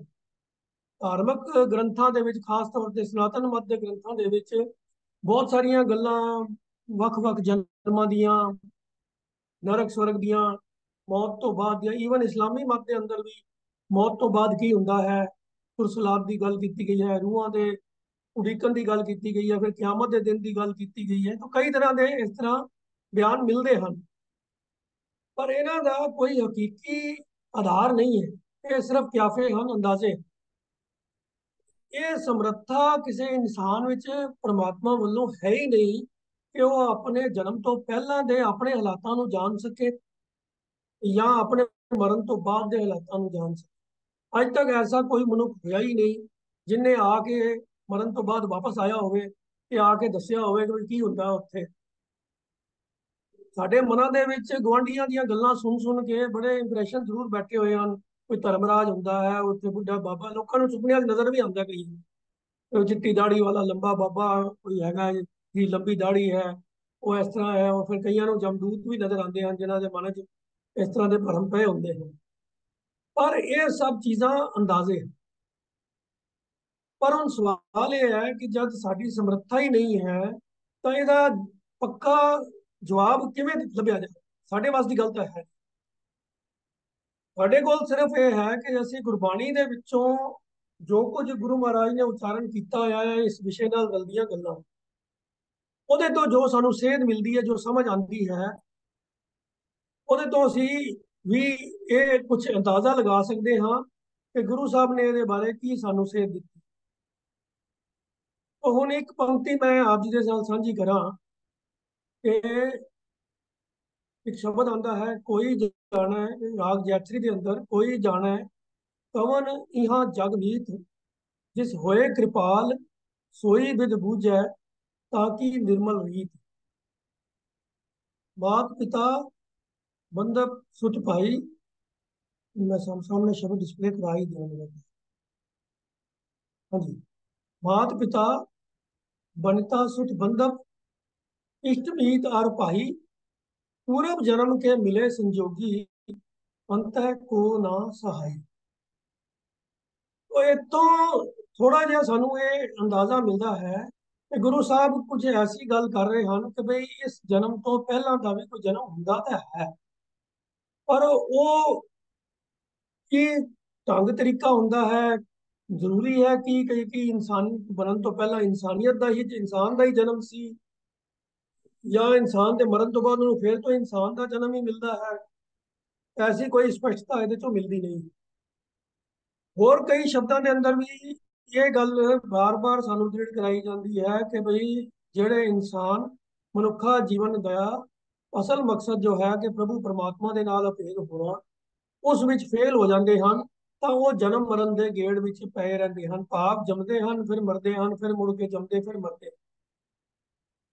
ते जेड़े प्रभु के नाल अभेद हो जाते हैं वो उन्हां दी जोत उस परम जोत विच लीन हो जाती है, तो फिर वो जन्म मरण के गेड़ तो छुटकारा पा लेंदे हैं। इन्हां दोनों इशारियां तो, इन्हां दोनों गल्लां तो ये गल तो सानू समझ आती है कि भाई पॉसिबिलिटी है कि ये जन्म निरोल, ये इकलौता जन्म नहीं है कि जिस तो पहला भी कुछ नहीं सी ते जिस तो बाद भी कुछ नहीं होएगा। ऐसा दावा करना गुरबाणी दे इन्हां पंक्तियां दे होंदियां होया ये दावा करना गलत होएगा। तो इस करके ਅਸੀਂ ਸਿਰਫ ਗੁਰਬਾਣੀ ਦੇ ਆਧਾਰ ਦੇ ਉੱਤੇ ਇਹ ਪੋਸਿਬਿਲਿਟੀ ਨੂੰ ਮਾਈਂਡ ਵਿੱਚ ਰੱਖ ਸਕਦੇ ਹਾਂ ਕਿ ਸਾਨੂੰ ਭਾਵੇਂ ਪਤਾ ਨਹੀਂ ਹੈ ਕਿ ਸਾਡੇ ਜਨਮ ਤੋਂ ਪਹਿਲਾਂ ਕੀ ਕੁਝ ਹੋਇਆ ਸਾਡੇ ਨਾਲ, ਤੇ ਸਾਨੂੰ ਇਹ ਵੀ ਨਹੀਂ ਪਤਾ ਕਿ ਸਾਡੇ ਮਰਨ ਤੋਂ ਬਾਅਦ ਸਾਡੇ ਨਾਲ ਕੀ ਕੁਝ ਬੀਤੇਗਾ, ਪਰ ਇਤਨੀ ਪੋਸਿਬਿਲਿਟੀ ਜ਼ਰੂਰ ਹੈ ਕਿ ਸਾਡੇ ਇਸ ਜਨਮ ਲੈਣ ਤੋਂ ਪਹਿਲਾਂ ਵੀ ਕੋਈ ਜਨਮ ਸਾਡੇ ਹੋਏ ਹੋ ਸਕਦੇ ਹਨ ਤੇ ਮਰਨ ਤੋਂ ਬਾਅਦ ਵੀ ਕੋਈ ਜਨਮ ਸਾਡਾ ਹੋ ਸਕਦਾ ਹੈ। ਇਸ ਪੋਸਿਬਿਲਿਟੀ ਨੂੰ ਨਕਾਰਿਆ ਨਹੀਂ ਜਾ ਸਕਦਾ। ਕੋਈ ਬੰਦਾ ਇਹ ਦਾਵਾ ਕਰੇ ਨਹੀਂ ਜੀ ਜੋ ਹੈ ਇਹ ਜਨਮ ਹੁੰਦਾ ਹੈ, ਇਸ ਤੋਂ ਪਹਿਲਾਂ ਕੋਈ ਜਨਮ ਨਹੀਂ ਹੁੰਦਾ, ਜਦੋਂ ਮੌਤ ਹੋ ਜਾਂਦੀ ਹੈ ਉਸ ਤੋਂ ਬਾਅਦ ਆਤਮਾ ਖਤਮ ਹੋ ਜਾਂਦੀ ਹੈ, ਇਸ ਤੋਂ ਬਾਅਦ ਕੁਝ ਹੁੰਦਾ ਹੀ ਨਹੀਂ ਹੈ। ਇਹ ਡੈਫੀਨੇਟਿਵ ਸਟੇਟਮੈਂਟ ਦੇਣੀ ਇਹ ਗਲਤ ਹੋਏਗੀ ਗੁਰਬਾਣੀ ਦੀ ਇਹਨਾਂ ਪੰਕਤੀਆਂ ਦੇ ਨੂੰ ਸਾਹਮਣੇ ਰੱਖਦਿਆਂ ਹੋਇਆਂ। ਕੋਈ ਇਤਨੀ ਹੀ ਗੱਲ ਅਸੀਂ ਸਿਰਫ ਕਹਿ ਸਕਦੇ ਹਾਂ ਕਿ ਗੁਰਬਾਣੀ ਦੇ ਆਧਾਰ ਤੇ ਪੂਰਬਲੇ ਜਨਮਾਂ ਦੇ ਹੋਣ ਦੀ ਪੋਸਿਬਿਲਿਟੀ ਨੂੰ ਕੰਡੈਮ ਨਹੀਂ ਕੀਤਾ ਜਾ ਸਕਦਾ, ਕੁੱਟਿਆ ਨਹੀਂ ਜਾ ਸਕਦਾ। ਭਾਵੇਂ ਉਹਦੇ ਬਾਰੇ ਜਾਣਕਾਰੀ ਲੈਣੀ ਸਾਡੇ ਵਾਸਤੇ ਮੁਮਕਿਨ ਨਹੀਂ ਹੈ। ਅੰਨੇ ਮਨੁੱਖ ਨੂੰ ਤੁਸੀਂ ਇਸ਼ਾਰਿਆਂ ਦੇ ਨਾਲ ਕਈ ਚੀਜ਼ਾਂ ਜਿਵੇਂ ਮਰਜ਼ੀ ਸਮਝਾਉਣ ਦੀ ਕੋਸ਼ਿਸ਼ ਕਰੋ, ਉਹ ਸਿਰਫ ਅੰਦਾਜ਼ੇ ਹੀ ਹੁੰਦੇ ਹਨ। ਤੁਸੀਂ ਉਹਨੂੰ ਕਹੋ ਕਿ ਵੀ ਚੰਦਰਮਾ ਗੋਲ ਹੁੰਦਾ ਹੈ, ਉਹ ਪੁੱਛੇ ਗੋਲਾਈ ਕੀ ਹੁੰਦੀ ਹੈ, ਤੁਸੀਂ ਉਹਦੇ ਹੱਥ 'ਚ ਇੱਕ ਥਾਲੀ ਫੜਾ ਦਿਓ, ਉਹਨੂੰ ਕਹੋ ਇਹ ਦੇਖ ਥਾਲੀ ਨੂੰ ਇਹਦੇ ਬਾਰਡਰ ਦੇ ਉੱਤੇ ਤੂੰ ਹੱਥ ਲਾ ਕੇ ਦੇਖ ਕੇ ਜਿਸ ਤਰ੍ਹਾਂ ਦੀ ਸ਼ੇਪ ਹੈ ਨਾ, ਇਹਨੂੰ ਗੋਲ ਕਹਿੰਦੇ ਨੇ। ਹੁਣ ਉਹ ਗੋਲ ਨੂੰ ਇੱਕ ਫਲੈਟ ਥਾਲੀ ਨੂੰ ਤਾਂ ਸਮਝ ਜਾਏਗਾ, ਪਰ ਉਹਨੂੰ ਇਹ ਨਹੀਂ ਸਮਝ ਆਏਗੀ ਕਿ ਵੀ ਉਹ ਚੰਦਰਮਾ ਕਿਵੇਂ ਇਸ ਤਰ੍ਹਾਂ ਦਾ ਥਾਲੀ ਵਰਗਾ ਗੋਲ ਹੋ ਸਕਦਾ ਹੈ। ਜੇ ਉਹਨੂੰ ਕੋਈ ਫੁੱਟਬਾਲ ਜਾਂ ਕੋਈ ਹੋਰ ਗੇਂਦ ਪਕੜਾ ਕੇ ਉਹਨੂੰ ਕਹੋ ਕਿ ਵੀ ਹਾਂ ਇੰਝ ਦਾ ਹੁੰਦਾ ਹੈ, ਤਾਂ ਵੀ ਉਹਨੂੰ ਇੱਕ ਛੋਟੇ ਜਿਹੇ ਸਾਈਜ਼ ਦਾ ਅੰਦਾਜ਼ਾ ਹੋਏਗਾ, ਪੂਰਾ ਅੰਦਾਜ਼ਾ ਉਹਨੂੰ ਫਿਰ ਵੀ ਨਹੀਂ ਲੱਗ ਸਕਦਾ। ਤਾਂ ਸਾਡੀ ਹਾਲਤ ਵੀ ਕੁਝ ਇਹੋ ਜਿਹੀ ਹੈ ਕਿ ਅਸੀਂ ਗੁਰੂ ਮਹਾਰਾਜ ਦੇ ਦਿੱਤੇ ਹੋਏ ਇਸ਼ਾਰਿਆਂ ਤੋਂ ਕੁਝ ਇੱਕ ਮਾਮੂਲੀ ਸੋਝੀ ਤਾਂ ਸਾਨੂੰ ਮਿਲ ਸਕਦੀ ਹੈ। ਕਲੀਅਰ ਪਿਕਚਰ ਅਸੀਂ ਇਹ ਐਸੀ ਕੋਈ ਨਹੀਂ ਮਿਲ ਸਕਦੀ ਜਿਹਦੇ ਤੋਂ ਅਸੀਂ ਕਹੀਏ ਕਿ ਹਾਂ ਸਾਨੂੰ ਸਾਰਾ ਸਮਝ ਆ ਗਿਆ ਵੀ ਕੀ ਹੁੰਦਾ ਹੈ ਕੀ ਨਹੀਂ ਹੁੰਦਾ, ਕਿਵੇਂ ਜਨਮ ਹੁੰਦੇ ਨੇ ਕਿ ਨਹੀਂ ਹੁੰਦੇ, ਜੇ ਹੁੰਦੇ ਨੇ ਤੇ ਉਹ ਕੀ ਉਹਨਾਂ ਦਾ ਨਿਯਮ ਨੇ, ਕਿਸ ਤਰ੍ਹਾਂ ਹੁੰਦਾ ਹੈ। ਇਹਦੇ ਬਾਰੇ ਪਰਮਾਤਮਾ ਨੇ ਮਨੁੱਖਾਂ ਨੂੰ ਸਮਰੱਥਾ ਨਹੀਂ ਦਿੱਤੀ, ਕਿਉਂਕਿ ਜਿਹੜੇ ਇਸ ਧਰਤੀ ਦੇ ਉੱਤੇ ਜੀਵ ਪੈਦਾ ਹੁੰਦੇ ਹਨ, ਜੰਮਦੇ ਹਨ, ਕੀ ਪਤਾ ਕਿਸੇ ਹੋਰ ਗ੍ਰਹਿ ਦੇ ਉੱਤੇ, ਕਿਸੇ ਹੋਰ ਸੌਰ ਮੰਡਲ ਦੇ ਵਿੱਚ, ਕਿਸੇ ਹੋਰ ਗੈਲੈਕਸੀ ਦੇ ਉੱਤੇ ਕੋਈ ਐਸੇ ਜੀਵ ਰਹਿੰਦੇ ਹੋਣ ਜਿਨ੍ਹਾਂ ਦੇ ਕੋਲ ਸਾਡੇ ਤੋਂ ਜ਼ਿਆਦਾ ਸਮਰੱਥਾ ਹੁੰਦੀ ਹੋਵੇ, ਜਿਨ੍ਹਾਂ ਦੇ ਬਾਰੇ ਸਾਨੂੰ ਜਾਣਕਾਰੀ ਨਹੀਂ ਹੈ।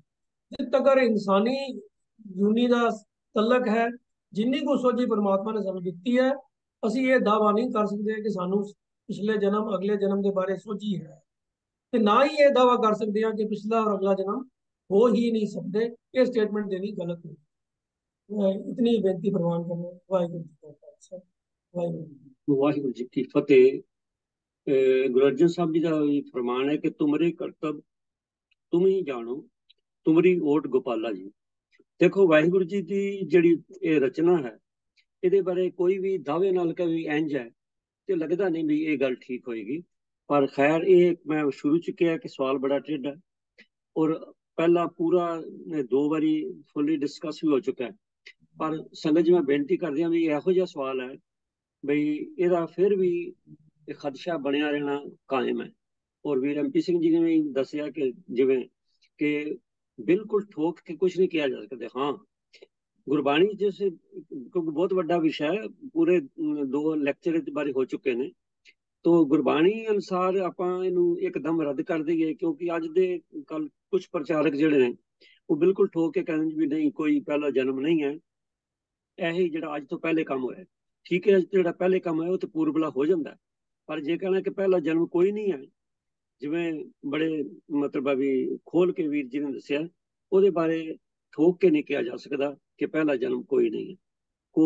ਬਾਕੀ ਮੈਂ ਫਿਰ ਬੇਨਤੀ ਕਰਦੇ ਹਾਂ ਕਿ ਵਾਹਿਗੁਰੂ ਜੀ ਦੀ ਰਚਨਾ ਕੁਦਰਤ ਬਹੁਤ ਬੇਅੰਤ ਹੈ, ਇਹਦਾ ਅੰਤ ਪਾਣਾ ਕੋਈ ਮਤਲਬ ਆ ਵੀ ਮਨੁੱਖ ਦੇ ਵੱਸ ਦੀ ਗੱਲ ਨਹੀਂ ਹੈ।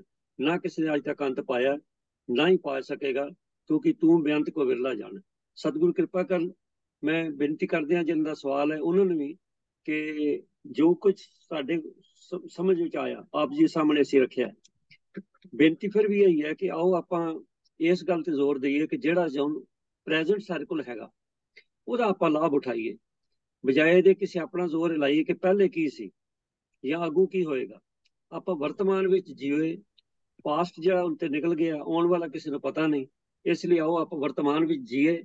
ਆਹ ਜਿਹੜਾ ਸਾਡਾ ਸਵਾਸ ਆ ਰਿਹਾ ਹੈ ਇਹਨੂੰ ਆਪਾਂ ਚੰਗੀ ਤਰ੍ਹਾਂ ਨਿਭਾ ਲਈਏ, ਮੈਂ ਕਹਿੰਦਾ ਇਹੀ ਜ਼ਿੰਦਗੀ ਦੀ ਕਾਮਯਾਬੀ। ਤੋ ਫਿਰ ਵੀ ਮੈਂ ਜਿਹਨਾਂ ਦਾ ਸਵਾਲ ਹੈ ਜਾਂ ਬਾਕੀ ਸੰਗਤ ਤੋਂ ਜੇ ਇਹਦੀ ਨਾ ਤਸੱਲੀ ਹੋ ਸਕੀ ਹੋਵੇ ਖਿਮਾ ਮੰਗਦੇ ਆ ਜੀ, ਔਰ ਤੁਹਾਡੇ ਸੁਝਾਅ ਜਿਹੜੇ ਨੇ ਉਹ ਹਰ ਵੇਲੇ ਵੈਲਕਮ। ਧੰਨਵਾਦ ਜੀ। ਤੋ ਆਓ ਸੰਗਤ ਜੀ ਆਪਾਂ ਅਗਲੇ ਸਵਾਲ ਵੱਲ ਚੱਲਦੇ ਹਾਂ।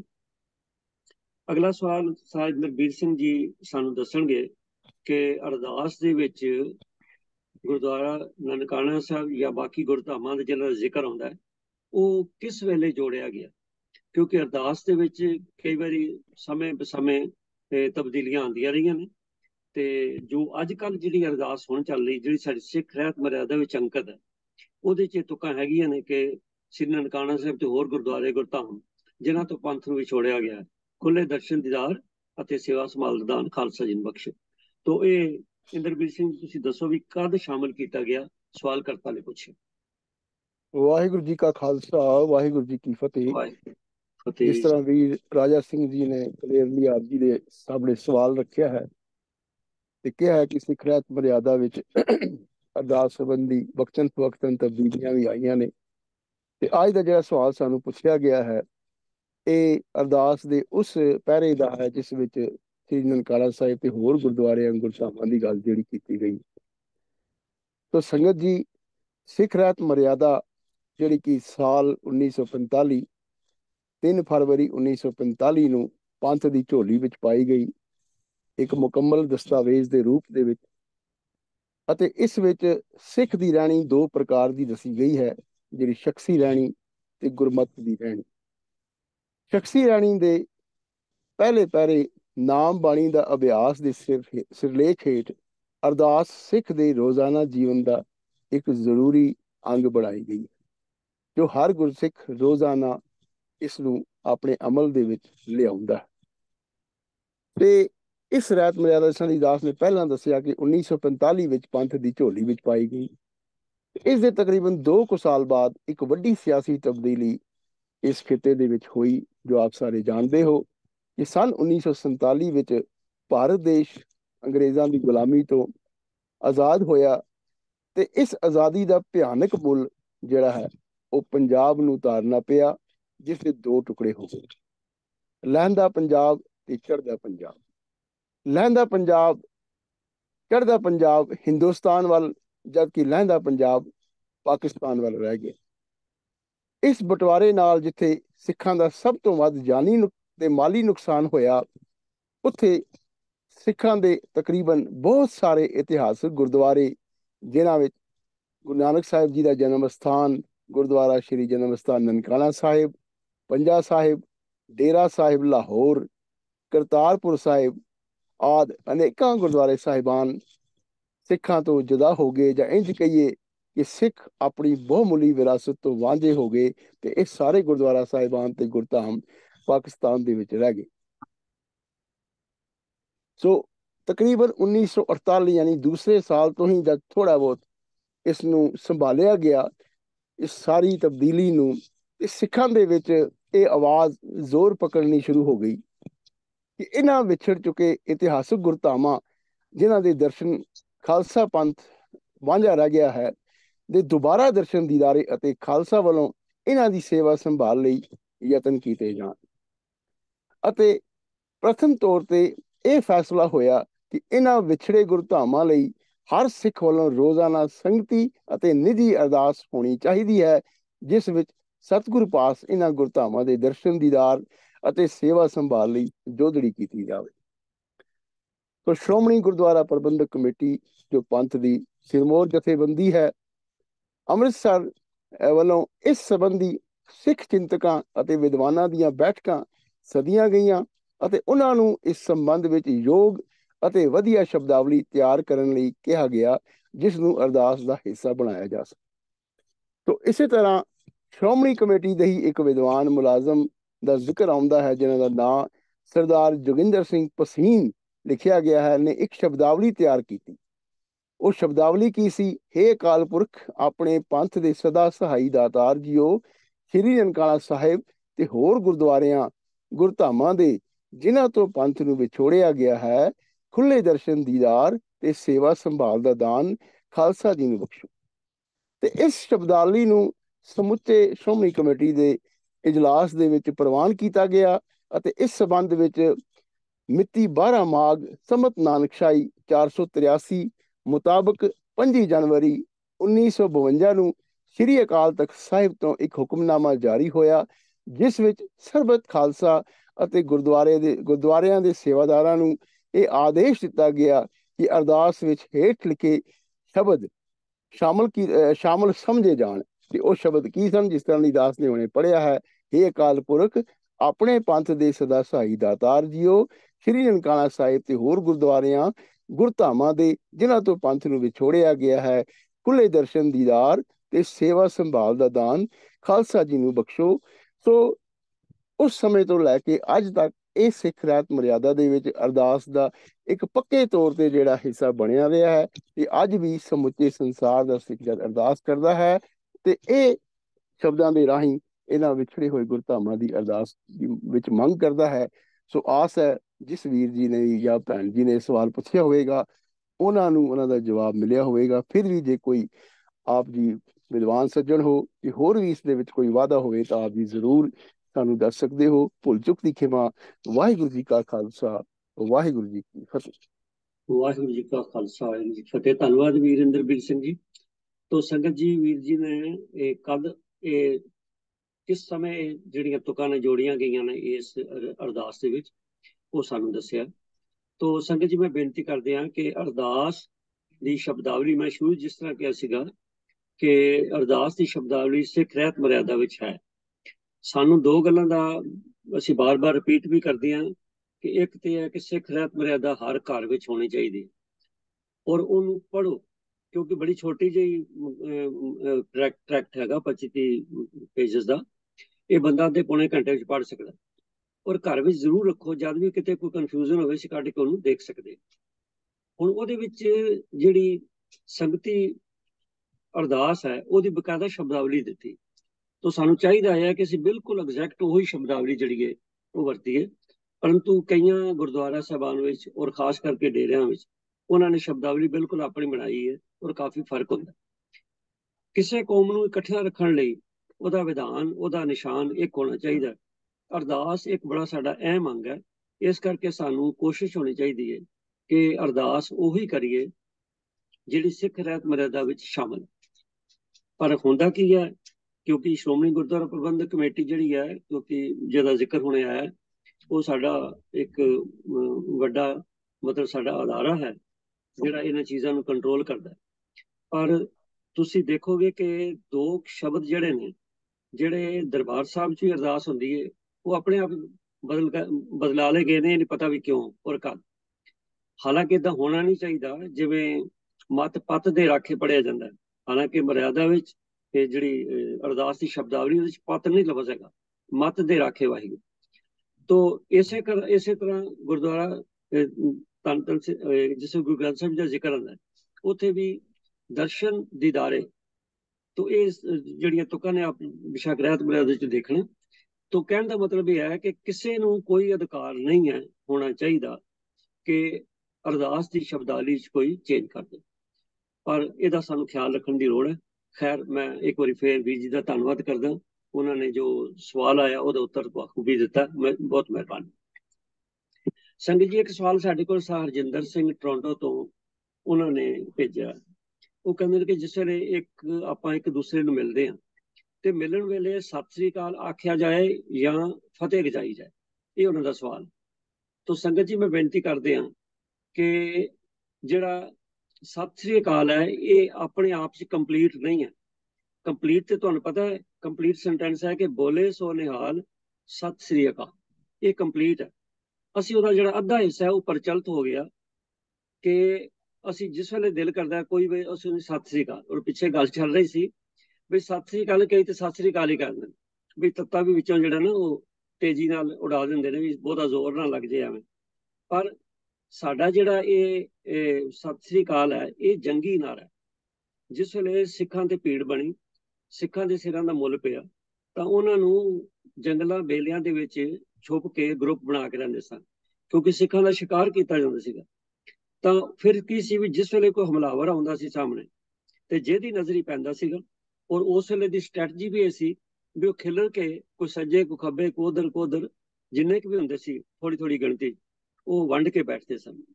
ਜਿਹਦੀ ਨਜ਼ਰ 'ਚ ਪੈ ਜਾਣਾ ਕੋਈ ਹਮਲਾ ਔਰ ਦੂਰੋਂ ਆ ਰਿਹਾ ਤਾਂ ਉਹਨੇ ਉੱਚੀ ਸਾਰੀ ਇਹ ਜਕਾਰਾ ਲਾਣਾ ਕਿ ਬੋਲੇ ਸੋ ਨਿਹਾਲ, ਤੇ ਬਾਕੀ ਸਾਰਿਆਂ ਪਾਸੋਂ ਉਤਰਨਾ ਸਤਿ ਸ੍ਰੀ ਅਕਾਲ।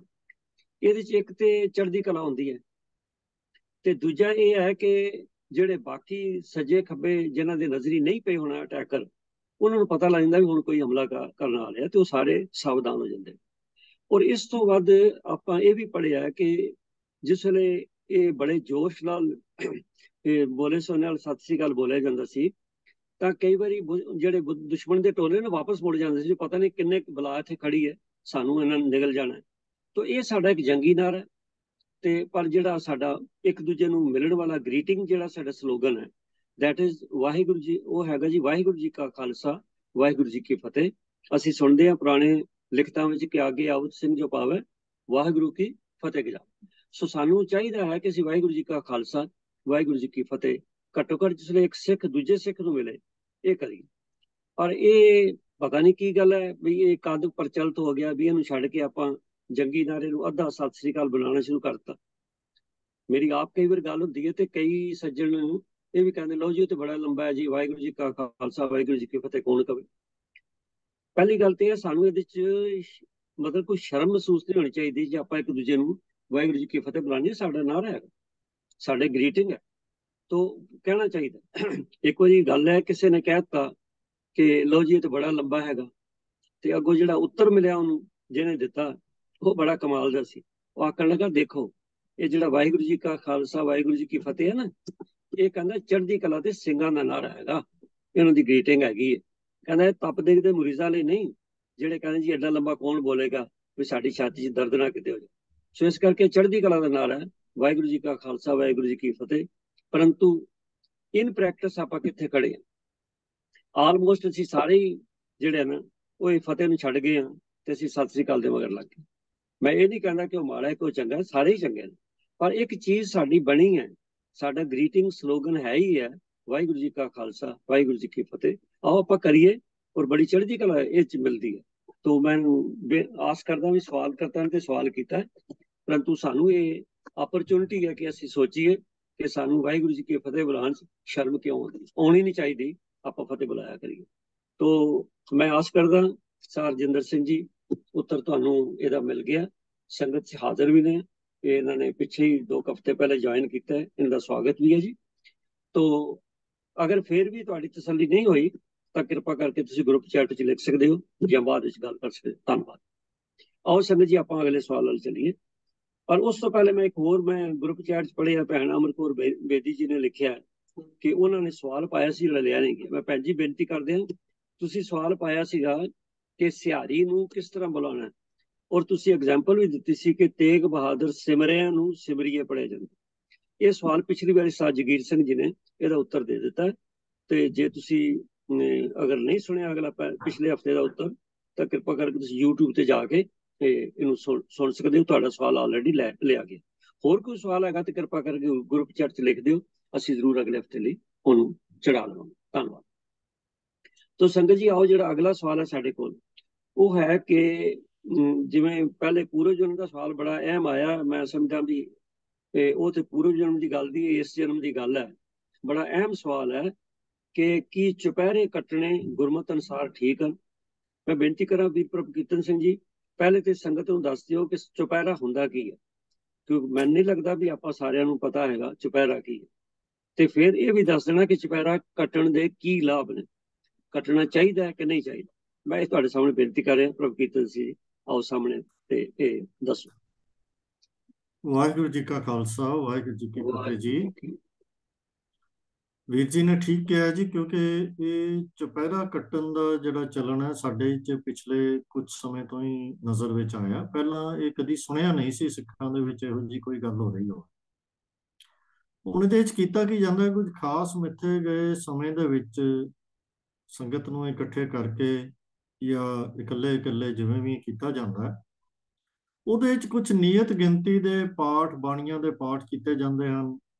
ਇਸ ਤਰੀਕੇ ਦੇ ਨਾਲ ਇਹ ਕਰਨ ਦਾ ਇੱਕ ਨਵਾਂ ਰਿਵਾਜ ਸ਼ੁਰੂ ਹੋਇਆ ਤੇ ਇਹਦੇ ਬਾਰੇ ਕਈ ਗੱਲਾਂ ਵੀ ਪ੍ਰਚਲਿਤ ਹਨ। ਮੈਂ ਉਹਨਾਂ ਦਾ ਬਹੁਤਾ ਜ਼ਿਕਰ ਨਹੀਂ ਇੱਥੇ ਕਰਨਾ ਚਾਹੁੰਦਾ ਕਿ ਇੱਥੋਂ ਇਹਦੇ ਨਾਲ ਕਈ ਲਾਭ ਵੀ ਹਨ, ਜਿਵੇਂ ਸੁਖਣਾ ਹੁੰਦੀਆਂ ਹਨ, ਉਸ ਤਰ੍ਹਾਂ ਦੀ ਵੀ ਗੱਲ ਸੁਣਨੀ ਚਾਹੀਦੀ ਹੈ। ਪਤਾ ਨਹੀਂ ਠੀਕ ਹੈ ਜਾਂ ਗਲਤ ਹੈ। ਤੇ ਕਈਆਂ ਬਾਰੇ ਐਸਾ ਵੀ ਸੁਣਨ ਦੇ ਵਿੱਚ ਆਇਆ ਕਿ ਉਹ ਆਪਣੇ ਸਰੀਰ ਨੂੰ ਇੱਕ ਹੀ ਖਾਸ ਹਾਲਤ ਵਿੱਚ ਲਿਆ ਕੇ ਚੁਪਹਿਰੇ ਕੱਟਦੇ ਹਨ। ਹੁਣ ਜੇ ਇਹ ਵੀ ਗੱਲ ਠੀਕ ਹੈ, ਪਤਾ ਨਹੀਂ ਠੀਕ ਹੈ ਜਾਂ ਨਹੀਂ, ਸੁਣਨ ਵਿੱਚ ਆਇਆ ਹੈ। ਪਰ ਜੇ ਇਸ ਤਰ੍ਹਾਂ ਦੀਆਂ ਵੀ ਗੱਲਾਂ ਠੀਕ ਹਨ ਕਿ ਖੜੇ ਹੋ ਕੇ ਜਾਂ ਇੱਕ ਪੈਰ ਤੇ ਖੜੇ ਹੋ ਕੇ ਜਾਂ ਇਸ ਕਿਸਮ ਦੀਆਂ ਗੱਲਾਂ ਕੀਤੀਆਂ ਜਾਣ, ਤਾਂ ਇਹ ਵੀ ਸਿੱਖਾਂ ਦੇ ਵਿੱਚ ਇੱਕ ਨਵੀਂ ਪ੍ਰੈਕਟਿਸ ਸ਼ੁਰੂ ਹੋ ਰਹੀ ਹੈ, ਜਿਹਦੇ ਬਾਰੇ ਸਾਨੂੰ ਪਤਾ ਹੋਣਾ ਜ਼ਰੂਰੀ ਗੱਲ ਹੈ। ਤੇ ਜਿਵੇਂ ਕਿ ਚੁਪਹਿਰੇ ਕੱਟਣ ਦੇ ਨਾਮ ਤੋਂ ਹੀ ਪਤਾ ਲੱਗ ਜਾਂਦਾ ਹੈ ਕਿ ਇਹਦੀ ਪ੍ਰੇਰਨਾ ਇਹਦੇ ਪਿੱਛੇ ਕੀ ਹੈ, ਕਿ ਕੁਝ ਅਨਧਰਮੀ ਕਰਮ ਕਾਂਡ ਨੇ ਜਿਨ੍ਹਾਂ ਦੇ ਬਾਰੇ ਅਸੀਂ ਅਕਸਰ ਪੜ੍ਹਦੇ ਵੀ ਹਾਂ, ਜਿਵੇਂ ਚਲੀਏ ਕੱਟਣੇ ਜਾਂ ਕਈ ਪੰਜੀਏ ਕੱਟਣੇ, ਵੀ ਇਦਾਂ ਦੀਆਂ ਗੱਲਾਂ ਅਸੀਂ ਸੁਣਦੇ ਹਾਂ। ਇਹ ਬੜਾ ਹਠ ਧਰਮੀ ਨਾਲ ਜਪ ਤਪ ਕਰਨ ਦਾ, ਇਹ ਇੱਕ ਕਿਸਮ ਦਾ ਕਰਮ ਕਾਂਡ ਹੀ ਅਸੀਂ ਕਹਿ ਸਕਦੇ ਹਾਂ। ਉਹਦੇ ਤੋਂ ਹੀ ਇਹਦੀ ਪ੍ਰੇਰਨਾ ਲਈ, ਕਿਉਂਕਿ ਗੁਰਮਤ ਦੇ ਵਿੱਚ ਇਹਨਾਂ ਸਾਰੀਆਂ ਕਰਮਾਂ ਦੀ ਭਰਪੂਰ ਨਿਖੇਧੀ ਹੈ। ਤੇ ਇਸ ਤਰ੍ਹਾਂ ਦੇ ਜਪ ਤਪ ਕਰਨ ਦੇ ਹੁਣ ਜਿਹੜੇ ਨੇ ਉਲਟੀ ਗੱਲ ਸ਼ੁਰੂ ਹੋ ਗਈ ਹੈ ਕਿ ਕਈ ਹਠ ਧਰਮੀ ਸਮਾਗਮ ਵੀ ਸ਼ੁਰੂ ਹੋ ਗਏ। ਤੇ ਇਹਨਾਂ ਦੇ ਵਿੱਚ ਗੁਰਬਾਣੀ ਦੇ ਹੀ ਗਿਣਤੀ ਮਿੰਤੀ ਦੇ ਪਾਠ ਕੀਤੇ ਜਾਂਦੇ ਹਨ, ਤੇ ਨਿਯਤ ਸਮੇਂ ਲਈ ਮਤਲਬ ਇੱਕ ਕਿਸਮ ਨਾਲ ਆਪਣੇ ਆਪ ਨੂੰ ਬੰਨ੍ਹ ਕੇ ਹਠ ਧਰਮੀ ਨਾਲ ਨਾਮ ਸਿਮਰਨ ਦੇ ਜਾਂ ਹੋਰ ਜਾਪ ਕੀਤੇ ਜਾਂਦੇ ਹਨ। ਇਹਦੀ ਵਿਧੀ ਰੱਖੀ ਜਾਂਦੀ ਹੈ। ਤੇ ਇਹਨਾਂ ਬਾਰੇ ਚੂੰਕਿ ਇਹਦੇ ਵਿੱਚ ਸਾਰੀ ਗੱਲ ਤਾਂ ਗੁਰਬਾਣੀ ਦੀ ਕੀਤੀ ਗਈ ਹੁੰਦੀ ਹੈ ਕਿ ਗੁਰਬਾਣੀ ਦੇ ਪਾਠ ਕਰਨੇ ਹਨ ਜਾਂ ਵਾਹਿਗੁਰੂ ਨਾਮ ਦੇ ਜਾਂ ਹੋਰ ਨਾਵਾਂ ਦੇ ਸਿਮਰਨ ਜੋ ਗੁਰਮਤ ਦੇ ਮੁਤਾਬਕ ਹੁੰਦੇ ਹਨ।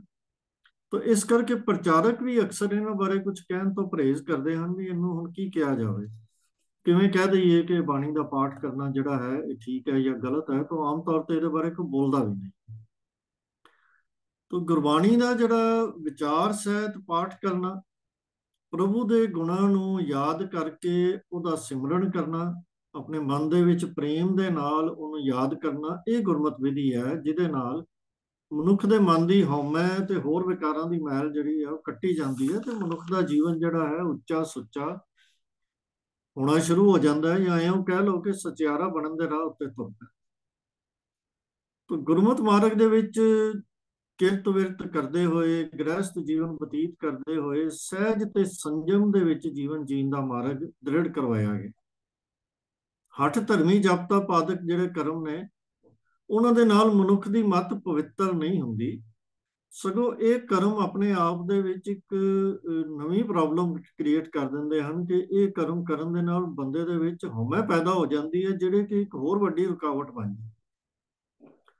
ਜਿਵੇਂ ਗੁਰਬਾਣੀ ਦੇ ਵਿੱਚ ਫਰਮਾਨ ਹੈ ਕਿ ਪਾਠ ਪੜਿਓ ਔਰ ਵੇਦ ਵਿਚਾਰਿਓ, ਨਿਵਲ ਭਯੰਗਮ ਸਾਧੇ, ਪੰਜ ਜਨਾ ਸਿਓ ਸੰਗ ਨਾ ਛੁਟਕਿਓ, ਅਧਿਕ ਅਹਮ ਬੁੱਧ ਬਾਧੇ। ਇਹ ਅਹਮ ਬੁੱਧ ਦਾ ਜਿਹੜਾ ਵਾਧਾ ਹੁੰਦਾ ਹੈ ਉਹ ਸਗੋਂ ਹੋਰ ਵੱਡੀ ਰੁਕਾਵਟ ਬਣ ਜਾਂਦੀ। ਸੁਖਮਨੀ ਸਾਹਿਬ ਵਿੱਚ ਵੀ ਪੰਚਮ ਪਾਤਸ਼ਾਹ ਨੇ ਕਿਹਾ, ਜਿਵੇਂ ਜਾਪ ਤਾਪ ਗਿਆਨ ਸਭ ਧਿਆਨ, ਖਟ ਸ਼ਾਸਤਰ ਸਿਮਰਤ ਵਖਿਆਨ। ਤੇ ਇਸੇ ਪੌੜੀ ਦੀ ਅੰਤਲੀ ਪੰਕਤੀ ਜਿਹੜੀ ਹੈ ਉਹਦੇ ਵਿੱਚ ਆਪ ਉਪਦੇਸ਼ ਕਰਦੇ ਹਨ ਕਿ ਨਹੀਂ ਤੁਲ ਰਾਮ ਨਾਮ ਵਿਚਾਰ, ਨਾਨਕ ਗੁਰਮੁਖ ਨਾਮ ਜਪੀਐ ਇੱਕ ਵਾਰ।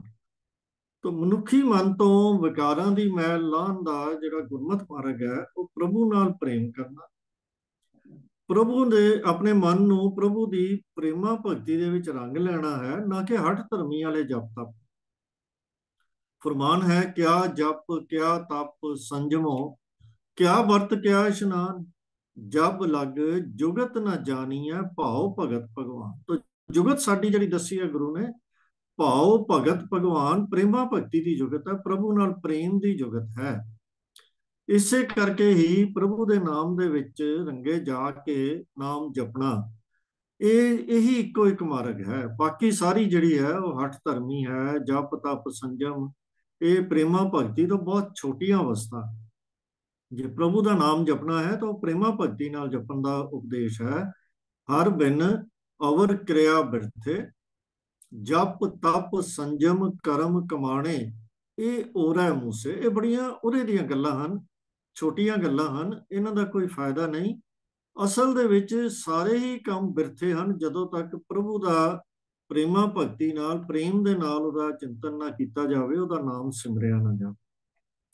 ਅਸਲ ਦੇ ਵਿੱਚ ਗੁਰਮਤ ਵਿੱਚ ਤਾਂ ਜਪਾਂ ਤਪਾਂ ਦੀ ਵਿਆਖਿਆ ਵੀ ਜਿਹੜੀ ਹੈ, ਜਿਹੜੇ ਆਮ ਪ੍ਰਚਲਿਤ ਟਰਮਸ ਹਨ, ਉਹਨਾਂ ਦੀ ਵਿਆਖਿਆ ਵੀ ਇਸ ਤਰ੍ਹਾਂ ਕੀਤੀ ਗਈ ਹੈ ਕਿ ਜਿਹੜੇ ਹਠ ਧਰਮੀ ਨਾਲ ਜਾਂ ਗਿਣੇ ਮਿੱਥੇ ਵਾਰੀ ਜਾਂ ਗਿਣੇ ਮਿੱਥੇ ਸਮੇਂ ਦੇ ਵਾਸਤੇ ਜਿਹੜੇ ਜਪ ਤਪ, ਇਹਨਾਂ ਦੀ ਥਾਂ ਦੇ ਉੱਤੇ ਅਸਲ ਜਪ ਤਪ ਦੀ ਡੈਫੀਨੇਸ਼ਨ ਜਿਹੜੀ ਗੁਰੂ ਸਾਹਿਬ ਨੇ ਦਿੱਤੀ ਹੈ ਉਹ ਇਹ ਹੈ ਕਿ ਜਪ ਤਪ ਹੈ ਹੀ ਉਹ ਜਿਹਦੇ ਨਾਲ ਮਨ ਦੇ ਵਿੱਚ ਪ੍ਰਭੂ ਲਈ ਪ੍ਰੀਤ ਪੈਦਾ ਹੋਏ।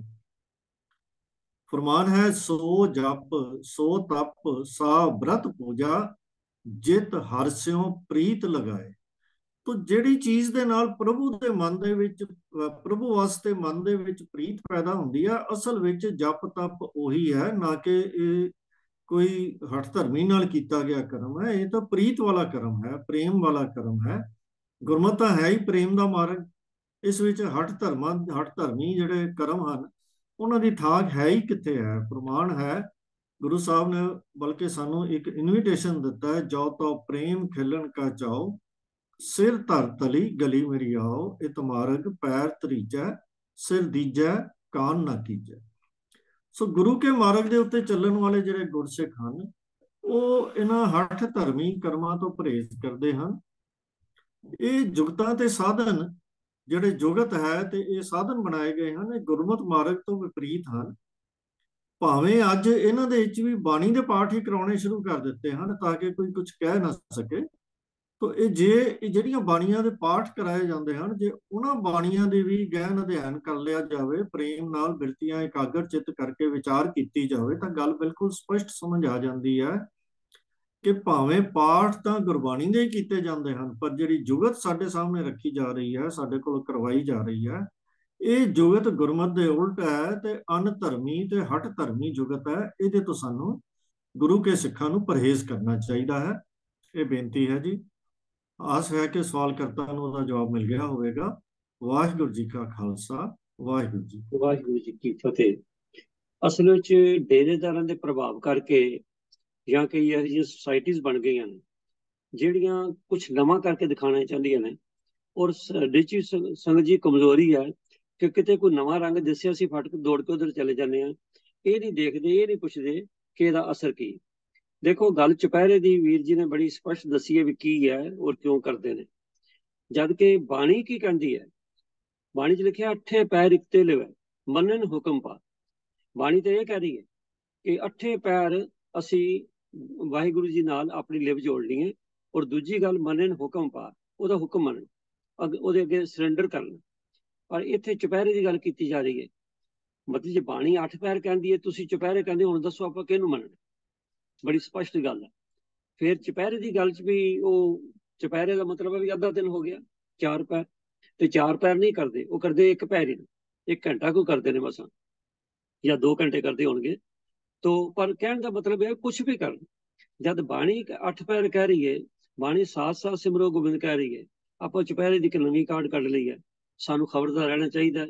ਔਰ ਜਿਹੜੀ ਗੱਲ ਮੈਂ ਪਹਿਲੇ ਕਹੀ ਹੈ ਕਿ ਕੋਈ ਚੀਜ਼ ਨਵੀਂ ਹੋਵੇ, ਜਿੱਥੇ ਚੁਪਹਿਰੇ ਕਟਾਏ ਜਾਂਦੇ ਨੇ ਉੱਥੇ ਬਕਾਇਦਾ ਕਈ ਥਾਂ ਤੇ ਕਹਿੰਦੇ ਨੇ ਵੀ ਟ੍ਰੈਫਿਕ ਜਿਹੜੀ ਹੈ ਰੋਕ ਕੇ, ਕਿਉਂਕਿ ਸੜਕਾਂ ਤੇ ਟੈਂਟ ਲਾਣੇ ਪੈਂਦੇ ਨੇ, ਸੰਗਤ ਆਉਂਦੀ ਬਹੁਤ। ਤੋ ਹੁਣ ਕੀਤਾ ਕੀ ਜਾਏ? ਕੀਤਾ ਤਾਂ ਇੱਕੋ ਹੀ ਹੈ ਕਿ ਅਸੀਂ ਜਿਹੜੀ ਗੁਰਬਾਣੀ ਦੀ ਕਰਕਸ ਹੈ, ਜਿਹੜੀ ਗੁਰਬਾਣੀ ਦਾ ਅਸਲ ਮਕਸਦ ਹੈ, ਉਹ ਸੰਗਤਾਂ ਦੇ ਸਾਹਮਣੇ ਲਿਆਈਏ। ਉਹਦੇ ਲਈ ਕੀ ਹੈ, ਕੋਈ ਮੇਰਾ ਇਕੱਲਾ ਜਾਂ ਦੂਜੇ ਤੀਜੇ ਜਾਂ 10 ਬੰਦੇ ਜਾਂ ਕਿਸੇ ਸੁਸਾਇਟੀ ਦਾ ਜਾਂ ਅਸੀਂ ਕਿ ਸ਼੍ਰੋਮਣੀ ਗੁਰਦੁਆਰਾ ਪ੍ਰਬੰਧਕ ਕਮੇਟੀ ਦੀ ਜ਼ਿੰਮੇਵਾਰੀ ਨਹੀਂ, ਹਰ ਸਿੱਖ ਦੀ ਜ਼ਿੰਮੇਵਾਰੀ। ਮੈਂ ਹਰ ਵਾਰੀ ਇਹ ਬੇਨਤੀ ਕਰਦਾ ਕਿ ਹਰ ਸਿੱਖ ਪ੍ਰਚਾਰਕ ਹੈ। ਇਸ ਕਰਕੇ ਆਓ ਅਸੀਂ ਆਪਣਾ ਜਿਹੜਾ ਫਰਜ਼ ਪਹਿਚਾਣੀਏ। ਇਹ ਜਿਹੜੀਆਂ ਚੀਜ਼ਾਂ ਹੋ ਰਹੀਆਂ ਨੇ ਸੁਚੇਤ ਹੋ ਸਕਦੇ ਹਾਂ ਅਸੀਂ ਇਹਨਾਂ ਨੂੰ ਰੋਕਣ, ਤੇ ਮਤਲਬ ਕੋਈ ਫਿਜ਼ੀਕਲੀ ਤੇ ਨਹੀਂ ਰੋਕਣਾ, ਹਾਂ, ਪਰ ਇਹ ਗੱਲ ਜ਼ਰੂਰ ਹੈ ਕਿ ਵੱਡੀ ਲਕੀਰ ਖਿੱਚੀਏ ਕਿ ਅਸੀਂ ਪ੍ਰਚਾਰ ਸੰਗਤਾਂ ਦੇ ਵਿੱਚ ਇੰਨਾ ਕਰੀਏ ਕਿ ਇਹ ਗੁਰਬਾਣੀ ਕਹਿੰਦੀ ਹੈ, ਸਾਨੂੰ ਇਹ ਕਰਨਾ ਚਾਹੀਦਾ। ਤੋ ਇਸ ਕਰਕੇ ਸਾਡੀ ਕਿਸੇ ਨਾਲ ਵਿਰੋਧਤਾ ਨਹੀਂ ਹੈ, ਪਰ ਜਿਹੜਾ ਗੁਰਬਾਣੀ ਤੋਂ ਉਲਟ ਕੋਈ ਗੱਲ ਕਰਦਾ ਉਹਨੂੰ ਸਾਹਮਣੇ ਦੱਸਣਾ ਉਹ ਵੀ ਸਾਡਾ ਫਰਜ਼ ਬਣਦਾ। ਤੋ ਸੰਗਤ ਜੀ, ਮੈਂ ਬੇਨਤੀ ਕਰ ਰਿਹਾ ਕਿ ਆਪਾਂ ਜਿਤਨੇ ਬੈਠੇ ਹਾਂ, ਮੈਂ ਹਰ ਵਾਰੀ ਤੁਹਾਨੂੰ ਬੇਨਤੀ ਕਰਦਾ ਕਿ ਅਸੀਂ ਆਪਣੀ ਇਹ ਜਿਹੜੀ ਸਾਨੂੰ ਫਰਜ਼ ਡਿਊਟੀ ਲੱਗੀ ਹੈ ਮਹਾਰਾਜ ਵੱਲੋਂ, ਇਹਨੂੰ ਅਸੀਂ ਸੰਭਾਲੀਏ ਤੇ ਗੁਰਬਾਣੀ ਦਾ ਪ੍ਰਚਾਰ ਜ਼ਰੂਰ ਕਰੀਏ। ਮੈਂ ਤੇ ਸੌਖਾ ਰਸਤਾ ਦੱਸਦਾ ਨਾ ਵੀ ਆਪਾਂ ਰੋਜ਼ ਇੱਥੇ ਇਕੱਠੇ ਹੁੰਦੇ ਹਾਂ। ਜਿਹੜੀ ਗੱਲ ਤੁਹਾਨੂੰ ਇਹਨਾਂ 55 ਮਿੰਟਾਂ 'ਚ ਚੰਗੀ ਲੱਗਦੀ ਹੈ, ਕੋਈ ਚੰਗੀ ਤਾਂ ਗੱਲਾਂ ਸਾਰੀਆਂ ਚੰਗੀਆਂ ਨੇ, ਜਿਹੜੀ ਸਮਝ ਅੱਜ ਮੈਨੂੰ ਇੰਪੋਰਟੈਂਟ ਲੱਗੀ ਹੈ ਜਾਂ ਮੈਨੂੰ ਨਵੀਂ ਲੱਗੀ ਹੈ, ਉਹਨੂੰ ਕਿਰਪਾ ਕਰਕੇ ਹਾਈਲਾਈਟ ਕਰੋ ਜੀ, ਔਰ ਤੁਸੀਂ ਆਪਣੇ ਗਰੁੱਪ 'ਚ ਪਾ ਦਿਓ। ਮੇਰੇ ਖਿਆਲ ਹੈ ਹਰੇਕ ਜਿਹੜੇ ਆਪਾਂ ਬੈਠੇ ਹਾਂ, ਅੱਜ ਕੱਲ੍ਹ WhatsApp ਦਾ ਗਰੁੱਪ ਤੇ ਬੜਾ ਕਾਮਨ ਹੈ, ਹਰੇਕ ਦਾ ਗਰੁੱਪ ਹੋਏਗਾ, ਕਿਸੇ 'ਚ 5, ਕਿਸੇ 'ਚ 10, ਕਿਸੇ 'ਚ 50 ਸ਼ਾਮਲ ਹੋਣਗੇ। ਜੇ ਤੁਸੀਂ ਗਰੁੱਪ ਵਿੱਚ ਇੱਕ ਲਾਈਨ ਜਾਂ ਇੱਕ ਮੈਸੇਜ ਜਿਹੜਾ ਅੱਜ ਸਿੱਖਿਆ ਉਹ ਆਪਾਂ ਪਾ ਦਿੱਤਾ ਜਾਏ ਤਾਂ ਇੱਕ ਬੜਾ ਵੱਡਾ ਪ੍ਰਚਾਰ ਹੋਏਗਾ। ਤੋ ਮੈਂ ਬੇਨਤੀ ਕਰ ਰਿਹਾ ਸਾਰੀ ਸੰਗਤ ਨੂੰ ਵੀ ਕਿਰਪਾ ਕਰੋ, ਇਹ ਆਪਾਂ ਅੱਜ ਤੋਂ ਹੀ ਸ਼ੁਰੂ ਕਰਨਾ ਹੈ ਕਿ ਆਪਾਂ ਇੱਕ ਮੈਸੇਜ ਜ਼ਰੂਰ ਸੰਗਤ ਵਿੱਚ ਪਾਉਣਾ, ਬਜਾਏ ਉਰੇ ਪਰੇ ਦੀਆਂ ਫੋਟੋ ਪਾਉਣ ਦੇ, ਖਾਮ-ਖਾ ਦੇ ਮੈਸੇਜ ਪਾਉਣ ਦੇ। ਬੜੇ WhatsApp ਆਉਂਦੇ ਨੇ, ਬੜਾ ਮਤਲਬ ਹੈ ਵੀ ਬੰਦਾ ਕਈ ਵਾਰੀ ਮੈਨੂੰ ਖਿਮਾ ਕਰਨਾ ਦੁਖੀ ਹੋ ਜਾਂਦਾ ਵੀ ਇੰਨੇ ਮੈਸੇਜ ਖਾਮ-ਖਾ ਆ ਰਹੇ ਨੇ। ਤੋ ਇਹ ਖਿਆਲ ਰੱਖਣਾ, ਜਿੱਥੇ ਇਸ ਸੋਸ਼ਲ ਮੀਡੀਆ ਦਾ ਸਾਨੂੰ ਫਾਇਦਾ ਹੈ, ਮੈਂ ਕਈ ਵਾਰੀ ਬੇਨਤੀ ਕਰਦਾ ਉਹਦੇ ਘਾਟਾ ਵੀ ਹੈ। ਹੁਣ ਕੱਲ ਸੀਗਾ ਦੀਵਾਲੀ ਦਾ ਪ੍ਰੋਗਰਾਮ ਸੀ। ਬਿਲਕੁਲ ਸਪਸ਼ਟ ਹੈ, ਅੱਗੇ ਇੱਥੇ ਇਸ ਪਲੇਟਫਾਰਮ ਤੇ ਡਿਸਕਸ ਵੀ ਹੋ ਚੁੱਕਾ ਹੈ ਕਿ ਗੁਰੂ ਹਰਗੋਬਿੰਦ ਸਾਹਿਬ ਤੇ ਫਰਵਰੀ ਚ ਆਏ ਸੀ ਅੰਮ੍ਰਿਤਸਰ, ਪਰ ਧੱਕੇ ਨਾਲ ਦੀਵਾਲੀ ਨੂੰ ਪ੍ਰਮੋਟ ਕਰਨ ਲਈ ਉਹਨਾਂ ਨੇ ਵਿੱਚ ਸਿੱਖਾਂ ਨੂੰ ਸ਼ਾਮਲ ਕਰ ਲਿਆ ਵੀ ਇਹ ਜੀ ਬੰਦੀ ਛੋੜ ਹੈ। ਤੇ ਸਾਡੇ ਸ਼੍ਰੋਮਣੀ ਗੁਰਦੁਆਰਾ ਪ੍ਰਬੰਧਕ ਕਮੇਟੀ ਦੇ ਜਿਹੜੇ ਪ੍ਰਧਾਨ ਸਾਹਿਬ ਨੇ ਉਹਨਾਂ ਨੇ ਕੱਲ ਖੁਦ ਵਧਾਈ ਦਿੱਤੀ ਹੈ ਬੰਦੀ ਛੋੜ ਕਹਿ ਕੇ ਵੀ ਬੰਦੀ ਛੋੜ ਦਿਵਸ। ਔਰ ਤਕਰੀਬਨ ਬਹੁਤ ਸਾਰੇ ਗੁਰਦੁਆਰਿਆਂ 'ਚ ਬੰਦੀ ਛੋੜ ਦਿਵਸ ਜਿਹੜਾ ਮਨਾਇਆ ਗਿਆ। ਕੀਰਤਨ ਕਰੋ, ਪ੍ਰਚਾਰ ਕਰੋ, ਰੋਜ਼ ਕਰੋ, ਪਰੰਤੂ ਜਿਹੜੀਆਂ ਡੇਟਾਂ ਨੇ ਇਹਨੂੰ ਅਸੀਂ ਦੀਵਾਲੀ ਨੂੰ ਬੰਦੀ ਛੋੜ ਕਹਾਂਗੇ। ਪਰ ਹੋਇਆ ਕੀ ਹੈ, ਮੈਂ ਕੁਦਰਤੀ ਟੈਲੀਵਿਜ਼ਨ ਤੇ ਦੇਖ ਰਿਹਾ ਸਾਂ ਕਿ ਦਰਬਾਰ ਸਾਹਿਬ ਜਿਹੜਾ ਸਰੋਵਰ ਦੀ ਪਰਿਕਰਮਾ ਜਿਹੜੇ ਆਲੇ ਦੁਆਲੇ ਬਣੀ ਹੈ, ਇੰਨੇ ਕੁ ਜ਼ਿਆਦਾ ਦੀਵੇ ਜਗ ਰਹੇ ਸਨ। ਔਰ ਪਿੱਛੇ ਜੇ ਆਇਆ ਸੀ 4 ਲੱਖ ਦੀਵੇ ਜਗਾਉਣ ਦੇ ਪ੍ਰੋਜੈਕਟ, ਵੀ ਇਹ ਜਿਹੜੇ ਕਿਹੜਾ ਦੀਵਾ ਜਗਾਉਣਾ ਹੈ, ਉਹ ਤੇ ਦੇਖੋ ਬਾਣੀ ਤੁਹਾਨੂੰ ਕਿਹੜਾ ਦੀਵਾ ਜਗਾਉਣ ਦੀ ਕਹਿੰਦੀ। ਤੁਸੀਂ ਇਹ ਦੀਵੇ ਜਗਾਉਂਦੇ ਹੋ 4 ਲੱਖ ਚ, ਕੀ ਕਿਸੇ ਨਾਲ ਕੋਈ ਕੰਪੀਟੀਸ਼ਨ 4 ਲੱਖ ਕਰਨਾ? ਪੋਲੂਸ਼ਨ ਚ ਵਾਧਾ ਕਰ ਰਹੇ, ਆਪਣਾ ਨੁਕਸਾਨ ਕਰ ਰਹੇ। ਆਓ ਆਪਣਾ ਇਸ ਪਾਸੇ ਧਿਆਨ ਦੇਈਏ। ਜੇ 4 ਲੱਖ ਦੀਵੇ ਜਗਾਣੇ ਨੇ, ਇੱਕ ਦੀਵੇ ਦੀ 10 ਰੁਪਏ ਵੀ ਕਾਸਟ ਹੋਵੇ ਤੇ 40 ਲੱਖ ਤੁਸੀਂ ਕਿਸੇ ਗਰੀਬ 4 ਬੱਚਿਆਂ ਨੂੰ ਪੜ੍ਹਾ ਦਿਓ ਤੇ ਕੁਝ ਕੌਮ ਦਾ ਬਣ ਜਾਏ, ਕੁਝ ਉਹਨਾਂ ਦਾ ਬਣ ਜਾਏ। ਅਸੀਂ ਖਾਮਖਾ ਕਰਮ ਕਾਂਡ ਵੱਲ ਚੱਲ ਪਏ ਹਾਂ। ਆ ਜਿਹੜਾ ਅੱਜ ਦਾ ਵੀਰ ਪ੍ਰਭ ਕੀਰਤਨ ਸਿੰਘ ਜੀ ਸਾਨੂੰ ਉੱਤਰ ਦਿੱਤਾ ਹੈ, ਇਹ ਵੀ ਇੱਕ ਕਰਮ ਕਾਂਡ ਨਹੀਂ ਤੇ ਹੋਰ ਕੀ ਹੈ, ਮੈਨੂੰ ਖਿਮਾ ਕਰਨ। ਤੋ ਆਪਾਂ ਕਰਮ ਕਾਂਡਾਂ ਤੋਂ ਬਚੀਏ। ਗੁਰਬਾਣੀ ਬੜਾ ਵੱਡਾ ਖਜ਼ਾਨਾ ਹੈ, ਅਸੀਂ ਖੋਲ ਕੇ ਨਹੀਂ ਦੇਖਿਆ। ਪਿਓ ਦਾ ਦੇਖਾ ਖੋਲ ਡਿੱਠਾ ਖਜ਼ਾਨਾ, ਤਾਂ ਮੇਰੇ ਮਨ ਪਿਆ ਨਾ ਤਾਂ। ਅਸੀਂ ਨੂੰ ਖੋਲ ਕੇ ਦੇਖਾਂਗੇ ਤੇ ਪਤਾ ਲੱਗੇਗਾ ਇਹਦੇ ਚ ਕੀ। ਇੱਕ ਬੇਨਤੀ ਹੋਰ ਕਰਦੇ ਹਾਂ, ਸਮਾਂ ਤੇ ਹੋ ਗਿਆ। ਉਹ ਇਹ ਹੈ ਕਿ ਹੁਣ ਆਨਲਾਈਨ ਅਸੀਂ SMC ਆਨਲਾਈਨ ਸਾਡੀ ਐਪ ਹੈ ਜੀ ਕਾਲਜ ਦੀ, ਜਿਹੜੀ ਡਾਊਨਲੋਡ ਕਰਕੇ ਅਸੀਂ ਉੱਤੇ ਆਪਣਾ 2 ਸਾਲਾ ਪੱਤਰ ਵਿਹਾਰ ਕੋਰਸ ਵੀ ਬੁੱਕ ਕਰ ਸਕਦੇ ਹਾਂ, ਮੈਗਜ਼ੀਨ ਬੁੱਕ ਕਰ ਸਕਦੇ ਹਾਂ। ਤੇ ਮੈਂ ਬੇਨਤੀ ਹਰ ਵਾਰੀ ਕਰਦਾ ਕਿ ਮੈਗਜ਼ੀਨ ਜਿਹੜਾ ਹੈ, ਜੇਕਰ ਤੁਸੀਂ ਮਤਲਬ ਵੀ ਪੇਪਰ ਮੈਗਜ਼ੀਨ ਨਹੀਂ ਮੰਗਵਾਉਣਾ ਬਾਈ ਪੋਸਟ, ਤੁਸੀਂ ਸਿਰਫ ਆਨਲਾਈਨ ਪੜ੍ਹਨਾ, ਉਹਦਾ ਸਿਰਫ $5 ਫੀਸ ਹੈ। ਉਹ ਤੁਸੀਂ ਐਪ ਡਾਊਨਲੋਡ ਕਰੋ, ਉਹਦੇ ਤੇ ਜਾਓ ਤੇ ਤੁਸੀਂ ਉਹ ਮੈਗਜ਼ੀਨ ਜਿਹੜਾ ਆਪਣਾ ਵੀ ਬੁੱਕ ਕਰੋ। ਮੈਂ ਤੇ ਬੇਨਤੀ ਕਰਦਾ ਹਾਂ ਘੱਟੋ ਘੱਟ ਹਰ ਮਹੀਨੇ ਆਪਾਂ 4-5 ਹੋਰ ਬੁੱਕ ਕਰ ਦਿਆ ਕਰੀਏ। ਇਹ ਜਿਹੜੇ ਆਨਲਾਈਨ ਵਾਲੇ ਨੇ ਉਹ ਕਰੀਏ, ਉਹਨਾਂ ਨੂੰ ਦੱਸੀ ਵੀ ਤੁਹਾਡਾ ਆਨਲਾਈਨ ਬੁੱਕ ਕਰ ਦਿੱਤਾ। ਤੋ ਸੰਗਤ ਵਿੱਚ ਜਿਨ੍ਹਾਂ ਨੇ ਅਜੇ ਤੱਕ ਮੈਗਜ਼ੀਨ ਨਹੀਂ ਬੁੱਕ ਕੀਤਾ, ਮੈਂ ਉਹਨਾਂ ਨੂੰ ਬੇਨਤੀ ਕਰਾਂਗਾ ਵੀ ਕਿਰਪਾ ਕਰਕੇ ਤੁਸੀਂ ਇਹ ਕੰਮ ਪ੍ਰਾਇੋਰਟੀ ਤੇ ਕਰੋ ਕਿ ਮੈਗਜ਼ੀਨ ਬੁੱਕ ਕਰਾਓ। ਕਿਉਂਕਿ ਜਿੰਨਾ ਅਸੀਂ ਜ਼ੋਰ ਲਾ ਰਹੇ ਹਾਂ, ਮੈਨੂੰ ਮਾਫ ਕਰਨਾ, ਰਿਸਪੌਂਸ ਉਹਨਾਂ ਨਹੀਂ ਆ ਰਿਹਾ ਮੈਗਜ਼ੀਨ ਦੀ ਬੁਕਿੰਗ ਦਾ ਜਿੰਨਾ ਆਉਣਾ ਚਾਹੀਦਾ। ਜਦ ਕਿ ਜਿਹੜੇ ਲੱਚਰ ਮੈਗਜ਼ੀਨ ਨੇ ਉਹ without any advertisement, without any appeal, ਤੁਸੀਂ ਦੇਖੋ ਲੱਖਾਂ ਦੀ ਗਿਣਤੀ ਛਪਦੇ ਨੇ। ਤੇ ਸਾਡਾ ਜਿਹੜਾ ਮੈਗਜ਼ੀਨ ਹੈ, ਜਿਹਨੂੰ 50 ਸਾਲ ਹੋ ਗਏ ਨੇ ਸ਼ੁਰੂ ਹੋਇਆ, ਅਸੀਂ ਕਿੱਥੇ ਖੜੇ ਹਾਂ, ਸਾਨੂੰ ਸੋਚਣਾ ਚਾਹੀਦਾ। ਸੋ ਇਸ ਕਰਕੇ ਮੈਂ ਕੋਈ ਗੱਲਾਂ ਨਹੀਂ ਕਰ ਰਿਹਾ, ਮੈਂ ਸਿਰਫ ਤੁਹਾਨੂੰ ਹੱਥ ਜੋੜ ਕੇ ਬੇਨਤੀ ਕਰ ਰਿਹਾ ਕਿ ਜਿਨ੍ਹਾਂ ਨੇ ਮੈਗਜ਼ੀਨ ਨਹੀਂ ਲਵਾਇਆ ਉਹ ਕਿਰਪਾ ਕਰਕੇ ਲਵਾਓ। ਜਿਨ੍ਹਾਂ ਨੇ ਲਵਾਇਆ ਉਹ ਕਿਰਪਾ ਕਰਕੇ 1-1, 2-2, 4-4 ਜਿਹੜੇ ਨੇ ਹੋਰ ਆਪਣੇ ਦੋਸਤਾਂ ਮਿੱਤਰਾਂ ਸਰਬੰਧੀਆਂ ਦੇ, ਉਹਨਾਂ ਨੂੰ ਕਹੋ ਲਾਣ। ਜਾਂ ਜਿਵੇਂ ਮੈਂ ਬੇਨਤੀ ਕੀਤੀ ਸੀ, ਆਪਣੇ ਦਸਵੰਧ ਵਿੱਚੋਂ ਤੁਸੀਂ 2-4-5 ਮੈਗਜ਼ੀਨ ਜਿਹੜੇ ਨੇ ਉਹ ਗਾਇਬ ਬੁੱਕ ਕਰ ਦਿਆ ਕਰੋ। ਇਹ ਇੱਕ ਬਹੁਤ ਵਧੀਆ ਪ੍ਰਚਾਰ ਦਾ ਢੰਗ ਹੈ। ਤੇ ਇਹ ਮੈਂ ਜਿਹੜੀਆਂ ਬੇਨਤੀਆਂ ਨੇ ਮੈਂ ਆਸ ਕਰਦਾ ਇਹ ਪ੍ਰਵਾਨ ਕਰੋਗੇ। ਮੇਰਾ ਤੇ ਫਰਜ਼ ਹੈ ਹਰ ਤੇ ਬੇਨਤੀ ਕਰਨਾ, ਤੇ ਤੁਸੀਂ ਪ੍ਰਵਾਨ ਕਰਦੇ ਹੋ ਕਿ ਨਹੀਂ ਇਹ ਤੁਹਾਡਾ ਫਰਜ਼ ਹੈ। ਸੋ ਮੇਰੀ ਬੇਨਤੀ ਹੈ ਪ੍ਰਵਾਨ ਕਰੋ ਮੇਰੀਆਂ ਬੇਨਤੀਆਂ ਨੂੰ। ਤੋ ਸੰਗਤ ਜੀ, ਅੱਜ ਦਾ ਜਿਹੜਾ ਪ੍ਰੋਗਰਾਮ ਸੀ ਸਵਾਲ ਜਵਾਬ ਦਾ, ਉਹਦੇ ਵਿੱਚ ਬਹੁਤ ਸਾਰੀਆਂ ਤਰੁੱਟੀਆਂ ਰਹਿ ਗਈਆਂ ਹੋਣਗੀਆਂ, ਉਹਨਾਂ ਦੀ ਮੈਂ ਪੈਨਲ ਦੀ ਬਿਹਾਫ ਤੇ ਆਪ ਸਭ ਪਾਸੋਂ ਖਿਮਾ ਮੰਗਦਾ। ਔਰ ਫਿਰ ਕਹਿ ਰਿਹਾ ਕਿ ਜਿਹੜੇ ਜਵਾਬ ਨੇ ਉਹ ਜੋ ਸਾਨੂੰ ਠੀਕ ਲੱਗਦੇ ਨੇ ਤੁਹਾਡੇ ਸਾਹਮਣੇ ਪੇਸ਼ ਕਰਦੇ ਆ। ਠੀਕ ਹਨ ਕਿ ਨਹੀਂ ਇਹ ਤੁਸੀਂ ਜੱਜ ਕਰਨਾ। ਉਹਦੀ ਕੋਈ ਫੀਡਬੈਕ ਕਿਰਪਾ ਕਰਕੇ ਸਾਨੂੰ ਕਿਸੇ ਪੈਨਲ ਮੈਂਬਰ ਨੂੰ ਦੱਸ ਸਕਦੇ ਹੋ, ਸਾਨੂੰ WhatsApp ਤੇ ਕਰ ਸਕਦੇ ਹੋ, ਇਹਦੇ ਚ ਗਰੁੱਪ ਚੈਟ ਕਰ ਸਕਦੇ ਹੋ, ਜਾਂ ਤੁਹਾਡਾ ਕੋਈ ਹੋਰ ਸੁਝਾਅ ਹੋਵੇ ਕਿ ਇਸ ਪ੍ਰੋਗਰਾਮ ਨੂੰ ਹੋਰ ਕਿਵੇਂ ਅੱਛਾ ਬਣਾਈਏ, ਉਹ ਕਰੋ। ਤੇ ਇੱਕ ਜ਼ਰੂਰ ਹੋਰ ਮੈਂ ਤੁਹਾਨੂੰ ਸੁਝਾਅ ਦਿਆਂਗਾ ਕਿ ਜਿੱਥੇ ਤੁਸੀਂ ਆਪ ਅਟੈਂਡ ਕਰਦੇ ਹੋ, ਕੋਸ਼ਿਸ਼ ਕਰਿਆ ਕਰੀਏ ਕਿ ਹਰ ਮਹੀਨੇ ਘੱਟੋ ਘੱਟ ਇੱਕ ਹੋਰ ਪਾਰਟਿਸਪੈਂਟ ਅਸੀਂ ਆਪਣੇ ਵੱਲੋਂ ਐਡ ਕਰਾਇਆ ਕਰੀਏ। ਇਹ ਮੇਰੀਆਂ ਬੇਨਤੀਆਂ, ਆਸ ਹੈ ਪ੍ਰਵਾਨ ਕਰੋਗੇ ਜੀ।